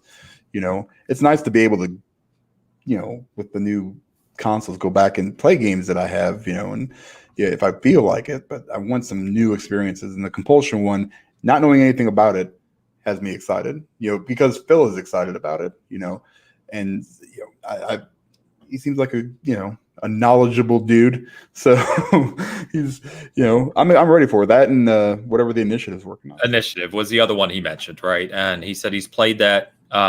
So whenever Perfect Dark gets here, I'm very excited about it. I want to see what they've done. By the way, Bizzle, he's asking you straight up here. I got Diet Coke in the fridge, and then I also have the Monster. It just happened. I just grab whatever's closest. By the way, let's be clear. Dr. Pepper is so far above Diet Coke. I don't even know how that's a conversation. I think I like it better. How could you not? Yeah, it tastes more like real Dr. Pepper. Is what it does actually. But if you're listening and you think Diet Coke's better than Dr. Pepper, I don't know what to do. Yeah, I don't know what we do with that. Yeah, I'm pretty. Just give me something. Yeah. And by the way, I'm just going to leave this here for the rest of the show. Yeah, I mean, I love Joe, but he's a. There's no but. There's no but. He doesn't know anything. That's a PlayStation guy. He probably just heard me talking about PlayStation guy saying Halo 4 is the best. Now I'm in trouble. Yeah. Damn it, Joe! What are you doing to me? Yeah, you just shot yourself in the foot, dude. Anyway, so back on Phil Spencer. So he also he talked about Game Pass and this misconception around people thinking that Xbox is only going to focus on games as a service. And we've even talked about that, right? When you look at some of their games like Grounded, Sea of Thieves, a big one, games like that, which are ongoing, growing games that keep a community and stuff. And he made the point that he doesn't see those games as the actual games that will benefit most from the Game Pass model. Instead, he feels that Game Pass should have more content that is aimed at singular experience, basically single player games that you play through from a story perspective, because their goal with Game Pass, longer term goal, as we've talked about many times, right, is to have a steady stream of first party releases so that there's always something new to play, with big tentpole releases kind of coming every quarter or so. And the best way to engage your audience in that matter is, and by the way, Todd Howard doubled down on this sentiment, which we'll give his quote in a second, is to introduce something new, almost like a TV show. You consume it, you enjoy the hell out of it, love it. It gets you loving Netflix, Prime, whatever, right? And then next week there's something new, and you go play that, and it's just an endless cycle, right? Yeah. So I thought that was reassuring. I thought it was reassuring. Yeah, I mean that's what you want to see, because I mean, a lot of the games as a service games are you constantly are putting either money into them or a lot of grind or whatever it is. You can essentially make those games free, and you've seen that model with games like Fortnite. You could have made probably Sea of Thieves free, really out of the bat if you had all that stuff at launch. Yeah, or it could be made free now. Yeah, right. Yeah, and so that doesn't really benefit anybody. If you put it on Game Pass, you're essentially getting like a free game. You know what I mean? I got Game Pass, and we kind of talked about this a little bit last week, so I can get those big single player experiences, and I don't have to pay for. Yeah. And that's it. I'm done. Gears 5. Gears 5. 5 is a good example. Yeah. Exactly. I would have never bought that game. Whoa. Come on. I would have maybe so well. Maybe I would have bought it eventually if it was cheap, but it was on Game Pass, and I didn't have to. I could play the single player game, which is all I played with it. I play no multiplayer. Oh God! So, all right. I'm sorry, but it has to come back. Go ahead. Carry on. Yeah. So, anyway, it's just one of those things where I benefited from Game Pass, with that game. So, yeah, up to this point, I don't think we've had a ton of that yet, and that's fair. The future, part, where we're looking, but at some point, they're going to have to start producing. Yeah. Before people, sure. Get to the point where they're like, I'm paying for a bunch of essentially indie experiences, which aren't bad, and not saying anything bad about the games, but they're a lot smaller games, and putting a game as a service in there just seems counterintuitive, really. It doesn't, because you can get that kind of experience somewhere else, maybe not like that exact experience, but you can get it, on something like Genshin Impact. People seem to love that game, even though I have no idea what's happening half the time. So that game made back I'm going off of memory again, but like 120 million it made in like the first month or something. It made back its development budget already. Right. It's disgusting. Crazy. And so you can pull that kind of stuff off, and if that's what you want to do, I think Phil's going the right direction. You want those single player experiences, those big games, even something smaller, like say like a Plague Tale. If something like that were to come out, a AA game but it's got a good story and it's well done. I think that's what the benefit of the Bethesda acquisition now and moving them to 23 studios. And people forget, right? They have 23 studios, but they really have like 30, last I checked, like 35 teams, right? So because the studio can be working on multiple projects, which we know, like Playground, right? So I think, funny enough, Bomber just kind of said where I was going here is they're going to have every genre, because the goal is to have so many studios and teams that you not only have a steady stream of first-party content, but you have everything, right? You have everything from that indie game you just talked about to a game like Sea of Thieves to a game like Avowed, which it will be a massive single-player RPG, right? That's the goal. It's just we've talked about it. It just takes time. Everyone's like, they bought those studios 2 years ago. It's like, how long let's use Ghost of Tsushima, right? That took them 6 years. Took Sucker Punch 6 years to make that game. You're not making a big AAA quality game in 2 years' time. You're just not doing it. Nope. So you got to give them the time. You got to give them, I think the problem I think a lot of people are having with it is that's been the narrative for far over 2 years. It's been that way for, since. Yeah. But the reality, right? The reality is it's only been 2 years, but it's because of their lack of investment in first party through the generation. Right. That's what it feels a lot longer. Yeah. And that's, I get it, and if I wasn't, if I didn't have, all my games on Xbox, it wouldn't matter, to me so much. It's just either you're going to play this shit or you're not, you're just stop complaining about it. It's going to come eventually. And if it doesn't, okay. No, guess what? You haven't bought anything. You're not like tied to anything. You don't have to buy an Xbox to enjoy what they have. So just don't buy one. That's another conversation. Yeah. Yeah. I just, I'm just saying, it's just stop bitching. Yeah. Basically. I like your roundabout way to get to stop bitching. It's good. Stop bitching. Well, so continuing on this front, Todd Howard in a separate interview, this was not the same interview, he commented on a lot of these things too. I'm going to read a couple quotes because they're relevant to what we're talking about here. He said, Microsoft is very creator driven. We're still going to get to be who we are. We're a subsidiary, but we're still running our games and pushing everything the way that we have. We felt very strongly about their view of access. Games for everybody that we can bring to anybody regardless of where they are and what devices they're playing on. We're very, very passionate about that. And at the end of the day, we're convinced we'll make better products and get them to more people easily by being part of Xbox as opposed to just being third party. So, that's just a no-brainer, right? Because Xbox is giving you the freedom to put those games across PC, across Xbox, access through mobile, right? And xCloud.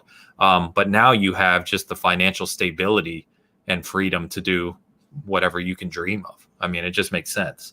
Yeah.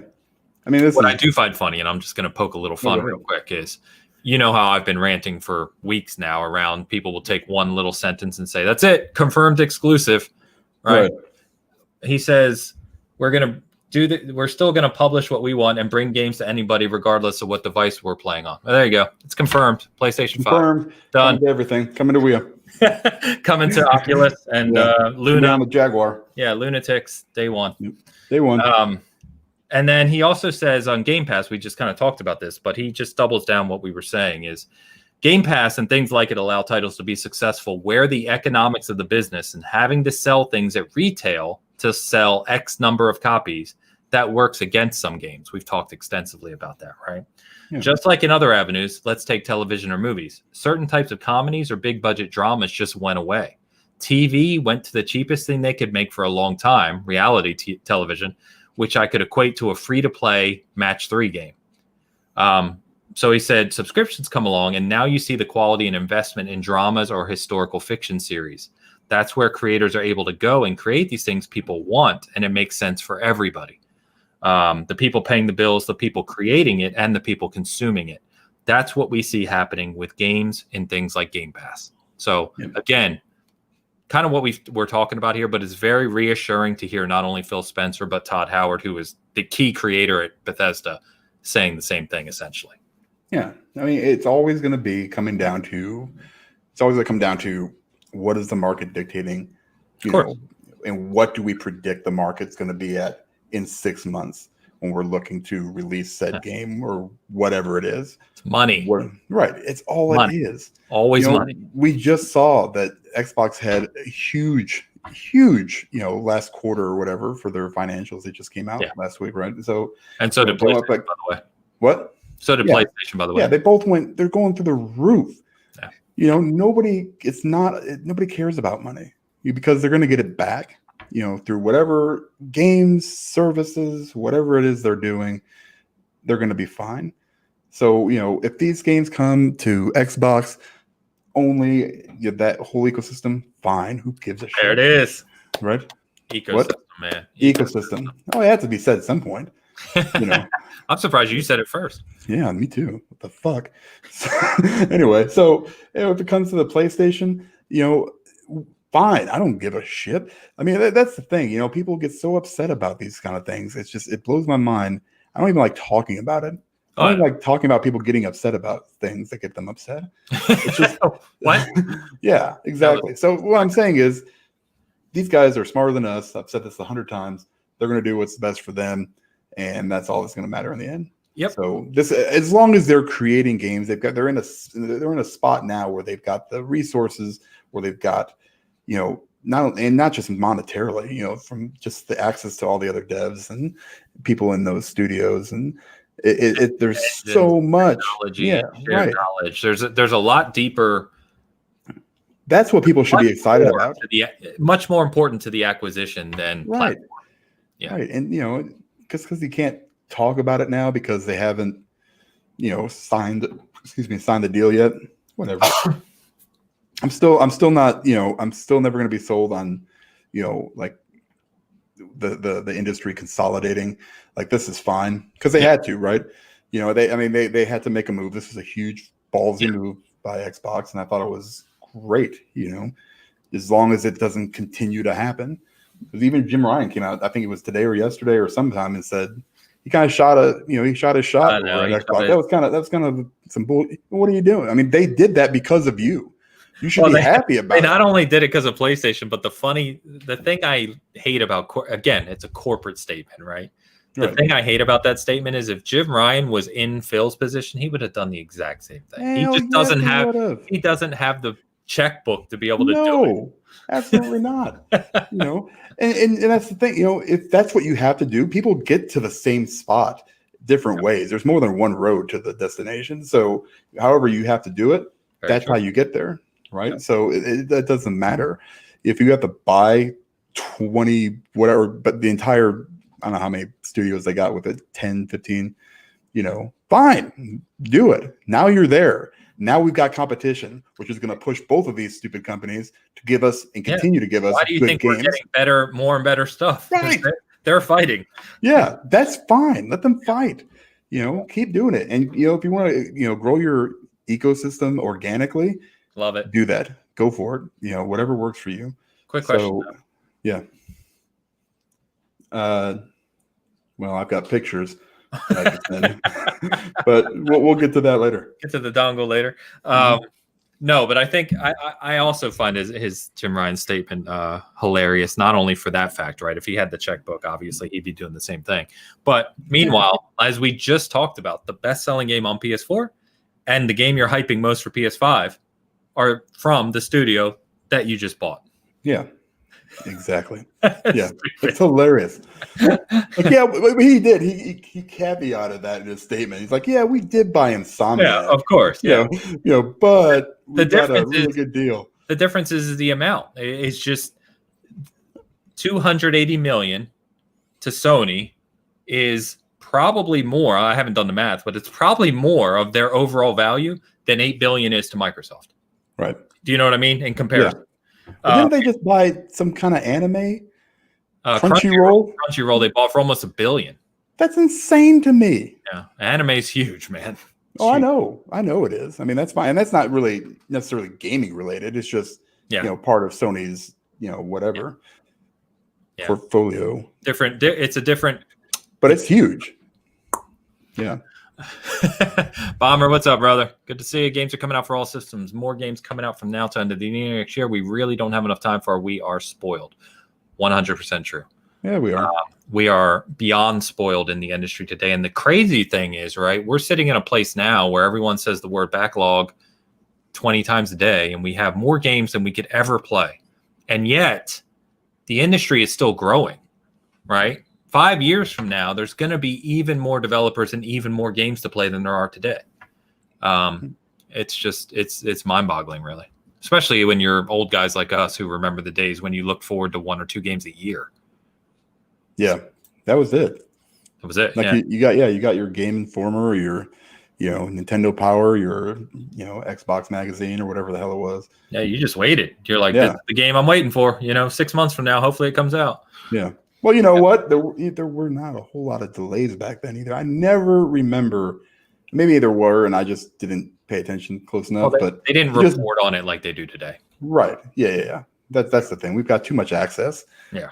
So that's exactly it. 100%. Yeah. Anyway, thanks, Bomber. Appreciate that, brother. So a couple other things before we get to currently playing. We're having a good old chat here. Just 2 things. So Borderlands 3. I wanted to just call out because they showed this week they're having a new season pass. They're basically going forward with Borderlands 3. So at launch for PS5 and Xbox Series X, they're giving all players for free the update, which is 4K, 60 FPS, and just performance improvements, right, for next gen.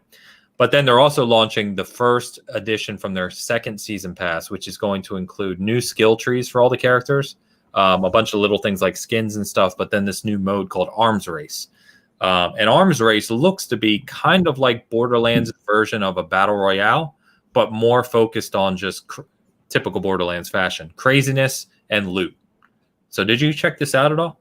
I didn't see a whole lot about it. But I'm excited to kind of jump back in it once this is one of those games with like the DLC second season that once next gen hits, I catch up on all the big Me too. Releases. I'm gonna go back to this one because it's always been one of my favorite series. It's super fun, and I'm glad I waited on this because I'm gonna be able to just take 2 weeks and just kind of go to town, Yeah. Which will be nice. I saw some of the skill trees. I didn't see the thing about the arms race. So Arms Race is really cool. So it's like you can drop in, you can do your 4 players if you want. You drop in, but you don't have your current stuff. You drop in like a battle royale.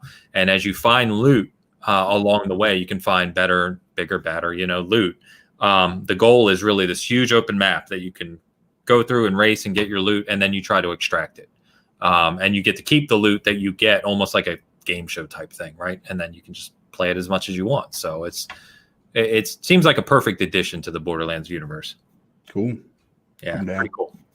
But that is called the Designer's Cut. So if you're seeing Borderlands 3 Designer's Cut, that's the first expansion from the second season pass. And it includes the skill trees and Arms Race. Nice. The next gen update is obviously free for everyone. Lastly, on the news front, Netflix Assassin's Creed series. So just a brief tease, 10 seconds. I did not know this because I'm not a gigantic Assassin's Creed guy, but Mo pointed out that the music that they played during the teaser is from Assassin's Creed 2, which I know is considered one of the kind of greats in the Assassin's Creed lineup. What are your thoughts here? What are you looking for? I mean, it depends. The problem with Assassin's Creed is that it's so like discombobulated. It's all over the place, right? There's no since like Assassin's Creed 3, maybe, where you had Desmond kind of linking everybody together. You always. I'm just gonna nod because I don't know. Well, Desmond was the current the current day assassin kid. They put in the Animus, and then everybody, okay. now it's somebody else. I can't remember what her name was. So they kind of need to. I mean, I'm curious on which direction they're going to go. If they're going to go like Ezio Auditore, I'm all for that. I could see something. I don't know about what Elu was saying. AC2 is the best. No considering what the hell is Mo says it was undeniably from the Ezio timeline. Yeah, that Brotherhood was my favorite game. Okay, I hear that pretty frequently. That Brotherhood, like one of the so good. That was like it was they added enough stuff to where and made it different than the previous games, which you don't see very very much. Okay. But it's still one of my favorites. It's still, if not my favorite, Assassin's Creed game. I'd like to see it. I've seen what they can do with The Witcher. I've seen what they can do with a lot of other things. So if they do it right, it could be awesome. If they do it like the movie, we're screwed. So, they should just do, real world for 95% of the time and then go into the Animus for 5 minutes. Yeah, that's what they should do. This is the worst. The worst. God, I hated the Animus stuff or the outside of the Animus stuff.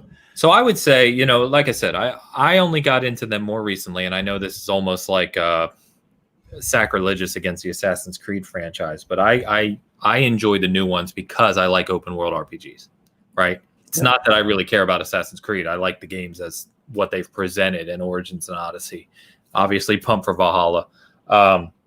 But I do think the whole history, everything I do know about Assassin's Creed, the history, the cities they visit, the locations, I think if they take the time and it's got a decent budget and they do it well in that sense, I think it could be a really good show. A lot of potential. Yeah, that's the thing. It's always, it's that potential for what they could do. I mean, like you said, we saw The Witcher, and the first season of The Witcher was other than obviously having the man, right? Right. God, dude, I don't know what happened last night. I can't remember anything this morning. What are you talking about? What are you? The Witcher, Superman. What's his name? Oh, Henry Cavill. Thank you. Henry Cavill, obviously, other than having him as the main actor, The Witcher's budget for the season 1 wasn't huge. I think it was exploratory to see how well that would do. And when it broke records for Netflix, I have to assume that they're going to go bigger and better for future seasons. Right. So, I mean, I would like to see, what they can do with it. If they go and take like the movie did, they went and just went to a whole different timeline. They had really nothing to do with any of the games. It just kind of happened in that universe. That's fine. But one of the with The Witcher, you've got Geralt, who is the character that everybody can relate to, that you can go and say, this is that's why I think that succeeded so well, because everybody loved him already. Yeah. And then Henry Cavill did a great job. But with Assassin's Creed, it's all over the place. Yeah. So it's hard to kind of pick that one. If they're going to do one and pick one, then 100% they should go with Assassin's Creed 2. But we'll see. I mean, I have no idea yet. It's I'm excited, but I'm also a little nervous. Yeah. Yeah, of course. I'm sure that's the same whenever we hear about a video game related movie or TV show. And speaking of that, right, they said Uncharted movie is done filming. It's wrapped. It's done? It's done. God.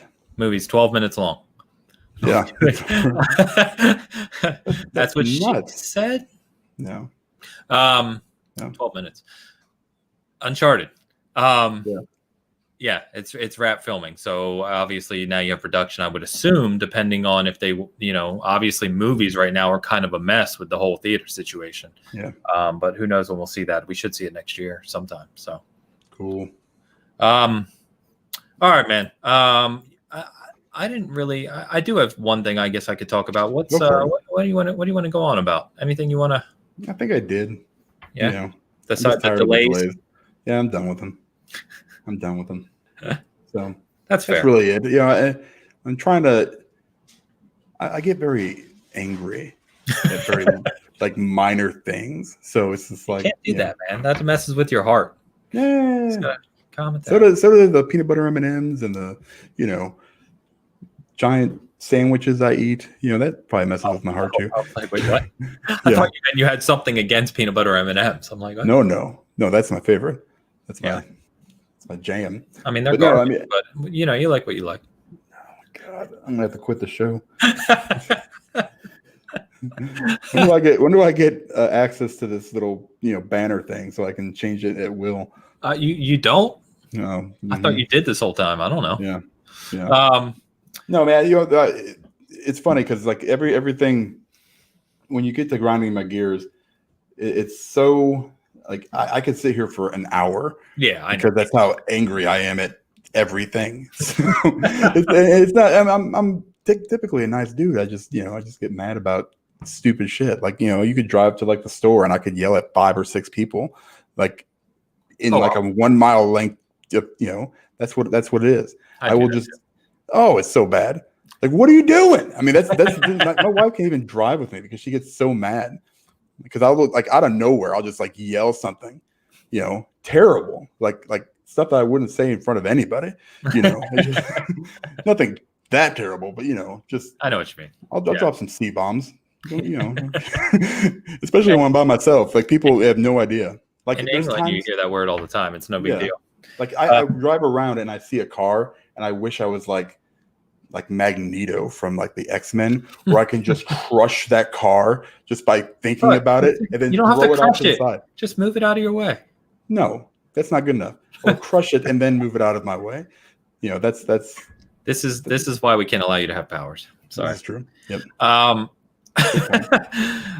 don't really have anything too much to rant about. It's just the usual stuff. Sure. Just in the gaming community, just nonsense headlines, people making big deals out of little things. Just our audience doesn't do it, so I'd be talking into the void by ranting about it, right? Because it's not going to change anything. So it's exhausting. Mo and I were joking about this yesterday. Just like some of the things we see for other shows and for other stuff, it's like, well, this is going on and this is going on. I saw a tweet for one show, and I don't name names. Saw a tweet for one show earlier this week. They were promoting their podcast. Mm-hmm. It had like 5 topics in the sentence, in the tweet. Not one of them was accurate or true. Not one. And I'm like, who watches this? Like, how do you think these are real topics? I don't understand it. It's just that's the I've said it 100 times. It's not the people that do that kind of stuff. They're not necessarily bad people. They just know how to promote. Yes, and they know how and they know how to get eyes on their show or That's very true. It's very true. But the problem with that is that's great, but you bring the wrong people. Correct. You bring. I could sit here. It's like you can have a 10,000 people subscribed or whatever it is. Watching your show concurrently at one time, but if they're the wrong 10,000, then it doesn't matter because they're all assholes, and they're just there so you guys can feed their. They can't do it. They don't have the voice like you do because you've gained and you've done it. You've gotten there through nefarious means, or you've gotten there by being an asshole, and then all of a sudden, once you get to that point, oh, now I'm not an asshole anymore. Of course not. It's like getting on Twitter and then having a couple hundred followers and doing giveaways for like 6 months straight. Next thing you know, 6 months later, you've got 3,000 people following you, and you just stop your giveaways. You talk about fake giveaways, or you just give them to your friends, or both. I mean, it doesn't matter. I mean, that's give it and then you just stop, or it's just like, yeah, I'm gonna, oh, I can't believe this guy won again. Shut the fuck up. Yeah, exactly. You know what that is. I know. And Vince, You know, when he said leave Wilmy alone. Wilmy, Wilmy's headlines are actually the best. I love his headlines. No, well, yeah, those are different. Those are. Oh, he knows we're not talking. He about knows. Yeah, he knows what we're doing. Hey, that guy, I love those. Yeah, those are my fucking favorite. Anyway, yeah, nothing too much to grind. It's same old stuff. Just be decent. Again, to our audience, it doesn't matter because we have the best audience. I'm firmly planting it down. We have the best audience. So yeah, we do. Don't be an asshole. That's all. Or be an asshole. It's okay. I'm an asshole. Just own don't it. Don't bring everybody else. Yeah, just don't bring everybody else into your assholiness. So that's it. Your ass holiness. That worked out well. Assholiness. Yeah. All right, let's talk about new releases. So Legion's obviously the big one. That's what I want to talk about a little bit. But we did also get no one cares other than probably me and Elu in this chat, but NHL 94 Rewind, which is really cool. Oh, yeah. So that launched yesterday. I haven't played it yet. I'm going to check it out later. But we also got Little Hope, which is the new game in the Dark Pictures anthology. From the developers of Supermassive, who made Until Dawn, very good game, and Man of Medan, not a good game. Little Hope so far, played it last night for an hour. This is a game that I play, or these games I play with my wife because I've talked about it many times. We're huge horror fans, right? And what we do is we play, and I kind of like let her make the decisions because she doesn't normally game. So we just play through it. So we started Little Hope last night. We did the prologue in chapter 1, and it's quite good so far. It's already it's better than Man of Medan, without question. So I like where it's going so far. It's kind of interesting, a little creepy. So it's cool. Enjoying it. Yeah. You're not playing that one. No. So Man of Medan. I figure I didn't plan on it. I might as well do the review for it. So I'll be playing that through the week, maybe do the review next week. But one thing that's cool about this one, if you didn't know, it also has a 2 to 5 player co-op mode where you can play through the story, each as individual characters. What? So like if you have 5 friends who are also buying this, right, you can play through it like a movie almost, where each of you play a character and kind of make the decisions for that character, which I think is really cool. That's interesting. Yeah, something new, right? Sure. Let's talk about Legion. Yeah. So personally, and I've told you, I've kind of raved to you about this game. So I was fortunate enough, Ubisoft reached out to us, gave me a review code. I've been playing it since last weekend. So I've put a lot of time into it. Reviews going up soon, almost done. I just wanted to really kind of experience everything it had to offer because it's a big game before publishing the review. But personally, for me, I have a lot of positives to say about this game. I don't want to give my review, so I'm not going to rant for 5 minutes. But I know you started playing it a couple days ago, right? Yeah. How far into it are you? Hell if I know. A few hours or? Oh no, I've got far more than that in there. I've got about. This is more of a. I didn't realize I could do it, but I only have like 12 people recruited. I've got. I wish I could tell you what main mission I'm on, but I don't know. That's not. I've got like 3 of the areas completely unlocked. Yeah, well, and that's the thing. I don't understand. Like, if you go, I was going to ask you this anyway. I might as well just do it here for purposes of information. Like, so you got these areas, you've got these little maps, and each one of them's they've got several of those red areas. Are they always red? No. How in the hell do you turn them not red? I missed like an entire part. I've opened them up, and I've gotten the career or whatever it is, say like professional hitman. Yeah, I've got all that, but they're still red, and I feel like I've gone in and done all. Do I have to destroy something inside of these things? No. So you have each of the boroughs. There's 8 boroughs, right? Right. And then you have like 3 or 4 dedicated missions in that borough, right? Usually, yeah. Those are the red icons in each borough. That gives you that open up that last. That open up the borough, what they call the cap end mission, right? The end cap. Yep. So then you do that mission, right? And that fully liberates that borough, and you get that special operative, right? Right. After that point, that borough is now should be white and liberated. If there's still a red icon in there, because later in the game, it's not an icon; it's just the area. Like, let's say, whatever the hell where the queen lives, Buckingham Palace. Yeah, that's a red area. Well, yeah, that's okay. Right, you know what I'm talking about? Westminster, yeah. Okay, whatever it's called. Yeah, I've been in there. I've gotten almost everything out of there. Yep. But it's still red. The outline of the burrow is still red? No. The outline of the burrow is completely the actual, like if you like it's like a red area. I'm sorry. You know what I mean? Sorry. Those are the restricted areas. Okay, so that's just always going to be red. Always red. Okay. I'm sorry. I thought you meant the icons. Yes. No. Okay, that makes sense. I thought maybe you could like blow up a computer in it or something, where it doesn't become restricted or something. Nope, okay, they're always restricted. Those basically call out where either Albion is, right, or as you go further into the game, there's actually like different the gangs and stuff. Yeah, there's the Kelly gang and stuff. So it means it's one of those. Okay, that's fine. Then I'm good. That was the biggest worry I had. I was like, I'm not finishing up this area where like you because if you did like something like Assassin's Creed or something, right, you'd have that and it would be completely liberated. You go to like a camp or something, or like Far Cry. Yeah, I see what you mean. Yeah, and so I was like, man, I feel like I've done everything. And there was always these like red computer-looking things, and I'm like, do I blow those up or do they? No, because sometimes I can interact with them, and then sometimes I can't. Yeah, it's super confusing. Well, it's only if you have an objective there can you really interact with it. Okay, so like it's not something you have to destroy every time you see one. Okay, good. No, they're just servers. I mean, it's just part of the background at that point. Okay. Cool. Yeah, and I think it's funny you kind of touched on that, right? Because I think, first of all, I'll just say that the recreation of London, and I told you this, right? The recreation of London, not only just the city and the buildings and the streets, but also the cultures, the accents, the people, the slang. It's one of the best I've seen. It's unbelievable how good it is. In fact, I was standing outside the Westminster Underground station, looking across at the Houses of Parliament and Big Ben and the London Eye. And my wife came down and I said, look, that's where we were standing just last year. And she said, yeah, I remember, and she said, yeah, there's Big Ben. And literally we were walking through that square. And it's just, it's such a fantastic recreation of London. It's just definitely one of the biggest achievements I've seen in terms of world creation. It's awesome. No, I just drive around there in Clark Griswold then. Hey kids, Big Ben, Parliament. Big Ben.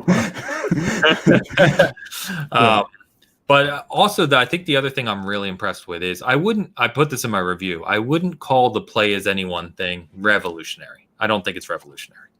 But what surprises me about it is just not only the variety in the people, but when you pick someone to play as, right? I've now played as like upwards of, I have over 20. I have the achievement for the 20 people plus in your crew of unique backgrounds. But I've probably played through missions as at least 10, if not 15 plus people. They all have different accents and mannerisms and just the way they interact with people. And so I really, really enjoy that. That is not easy to pull off where the people feel believable with all these different cultures and accents, but they do it really, really well. Yeah. I mean, I've seen some of the stuff is a little bit repeated. Sure. But for the most part, it seems like, most people will have like a unique experience depending on who they recruit, even conversations, in the main story, which that kind of blows my mind. Yeah. Where you could have just a random, you might have this guy, I might have this girl, and, they go into, and you might be talking to somebody completely different. Yep. Which is super weird. It's they did a really good job with some of that stuff. And it's definitely something I've never seen, before. Yeah, I love it because I saw one review say they detracted from it, saying that there's no protagonist, and I'm like, but that's the thing is like you have your option of all of these different people, right? Pick the one. Like I'm using a guy called Evan Sue. He's a professional hitman, and he's been like my dude. Like he's the one I use for the main missions. Was that the one you got from the mission? It might be. I don't know. See, I've got one that I feel like is called the exact same thing. It might be him. But it's a girl. Oh, maybe it's randomized. I don't know. Yeah. I'll show you a picture. But I love him. I dressed him up like Bond. And, he's awesome to me. So he's been kind of my go-to guy. But I have so many others. Like I have the Royal Palace Guard and, all these goofy people too. So it's been a lot of fun. I really, really enjoy it. And the other thing I just want to shout out, we were talking earlier about Ubisoft and kind of trying to differentiate their games.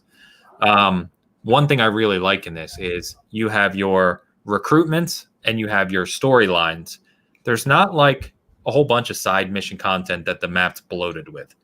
Like there are little things around the city that you can find and do. You can collect masks, you can do the pay stubs, you can go to the pubs if you want to. But you don't have like a list of like 30 side missions that have you running all over the place. It's very different in that regard in the way they structured it. And I like that a lot. Yeah, I mean, I would like some more side missions. Yeah. Damn it! It's just weird because I really would like, because like there's there's a couple of them here and there. Like you start off and they open up there's 5 different places you can go get into brawls with, and Yes. do those missions, and every once in a while something will pop up, and basically your side missions are your recruitment missions. Yes. And 100%.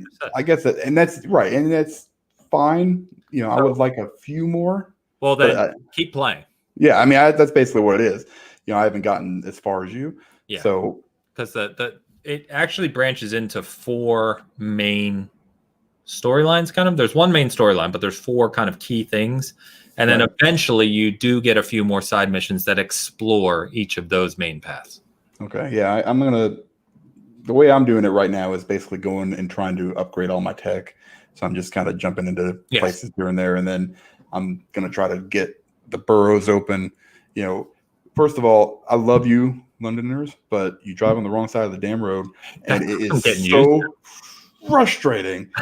I understand not having to turn in front of traffic, but if it seems like you guys are responsible for roundabouts, and that's almost unforgivable because now we didn't have those when I was growing up here in the States. We never had roundabouts. It was just always not in Chicago anyway.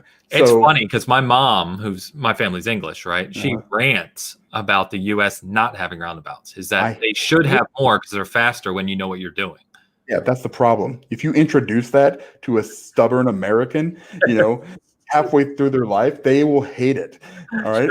And then they won't figure out how to use it. Because then you've got the 70, 80-year-old grandmothers and grandfathers who have been driving for their whole lives. And then you throw, hey, this is a big circle. What am I supposed to do? You know how many times I've seen people go the wrong way on those things? Go the wrong or stop. They just completely stop. No idea what they're doing. Nope. So this is your fault, apparently. I didn't realize that until I started playing this game. All right. It drives me nuts. Now, you obviously have a little bit more of a connection to London, obviously.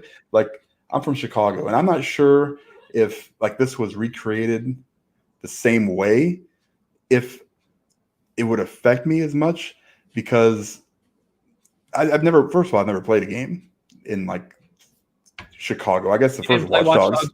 The first Watch Dogs, right? Yeah, with the L and stuff. It was just, it never really kind of clicked with me.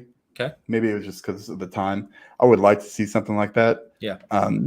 So the setting to me is just kind of like, that's the setting. You know what I mean? That's fair. And but like I'm playing it and I'm enjoying it. It's just it's there's something that's not clicking with me, and I don't know what that is. Okay. I just want it, but it's still fun. Like, I'm not even lying. Like, just pressing a button to make a car like just take off and go somewhere like super fast. All this, it's hilarious every time. Yeah. Like I that's like my move. If I go to like do like a side mission or something, it's like, oh, I can't kill that person. I mean, I could, but that's no fun. So boom, and I wish there were more traps. That's my only other thing. I wish there were like, where you can like set a trap and like somebody could just like walk into it. Yeah. And boom. I wish there were more of that stuff. I'm still kind of opening up stuff. I'm still opening up some gadgets. There's a shitload of drones. You gotta improve that stuff immediately. Early on, I was telling the party chat to some of these guys last night. Early on, when you can get the second skill on the riot drone, where you can not only disable it, but actually hijack it. Yeah. Because as soon as you can hijack the riot drones, you can float around and shotgun the guys around. That's what I was doing while they're killing you. So it's doing you a favor because it gets rid of the riot drone too. As you're killing them. It's awesome. Yeah, that's huge. So once that, I got that. I've got the turret. I think I can do the same thing with. Yes. And so there's a lot of cool little things, but I think it just hasn't come together for me yet. But I might also not be far enough in. So I will reserve my judgment. No spoilers here. We don't do that. But have you finished the mission with the lady running the major tech company AI yet? No. Okay. If I have, I don't remember. that for me is when the story started to truly come together. It was a very unique mission, very fun mission. You're probably getting close to it, but it's is that the mission that destroyed Xboxes? that's the 404 mission. No, I don't think so actually. Yeah. Oh yes, it is. Yes, it is. I'm sorry. Same. I have not gotten to that point yet. That's the start of it. It continues after the point I'm talking about. That's the start of it. So once you get that one, play through that. Let me know what you think, because that story mission really drove some things home about the overall arc of the game. And I think I put this in my review too, but I think no matter, you can't avoid it. This game is 100% making a political statement. Sure. And I think it's an important one. And I agree with it. But I just, I do call it out that some people don't like that. Some people don't like that stuff in their games. And you can ignore it and still have fun with this game. But at the end of the day, there's a lot of symbolism in this game and a lot of commentary on certain things that are going on in the world. And I like it for that too. Yeah. I mean, I'm kind of, I don't care necessarily about it. Yeah. It's just one of those things where if you don't care. Yeah, right. Yeah. I mean, I still appreciate what they're trying to do. Yeah. And I can see, even early on, you can kind of see what's going on, and that's cool. Whatever it is, that's what's pushing me to go forward. That's between that and the mechanics. I would like to see a little bit more variety, and maybe I'll get that here later on. Because basically, right now, I basically jump on a construction drone and float over wherever I'm going, and then hack my way in. So it all kind of, I can do it in different ways. But I end up doing it in the same way because it seems to work every time. Like I tried going in, like you said, John Wick style to a play. That's awesome. Huge mistake. Huge mistake because I suck. So I'm actually playing this game on normal. Shout out to normal people. I'm not even playing it on easy mode, which is crazy. Make sure you have the skill on. There's a skill unlock that makes your operatives tougher too. Yes, I know what you're talking about. It's that weird DNA looking thing. Yeah, I got that. And so it's. I tried that. I'm not great at that. I don't think it's a game that's really lends itself well to combat. And shout out to the default controls. They fucking suck. All right. I had to go in there and change all kinds of stuff around because I don't know how many times I still do this every single time. I go to the menu.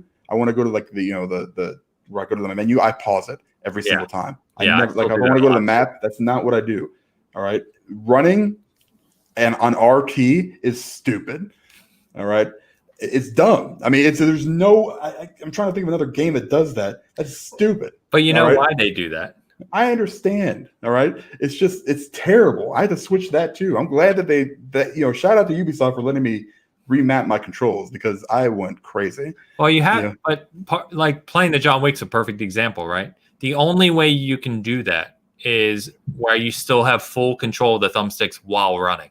That's why you hold trigger, so you can still move both thumbsticks separately from your running. I can't do it because you know what I do? You know what the crouch is? I crouch every single time. Yeah. And it drives me crazy. I know. I'm trying to run, and then I end up getting killed because instead of running, I actually make myself more of a target because it's driving me crazy.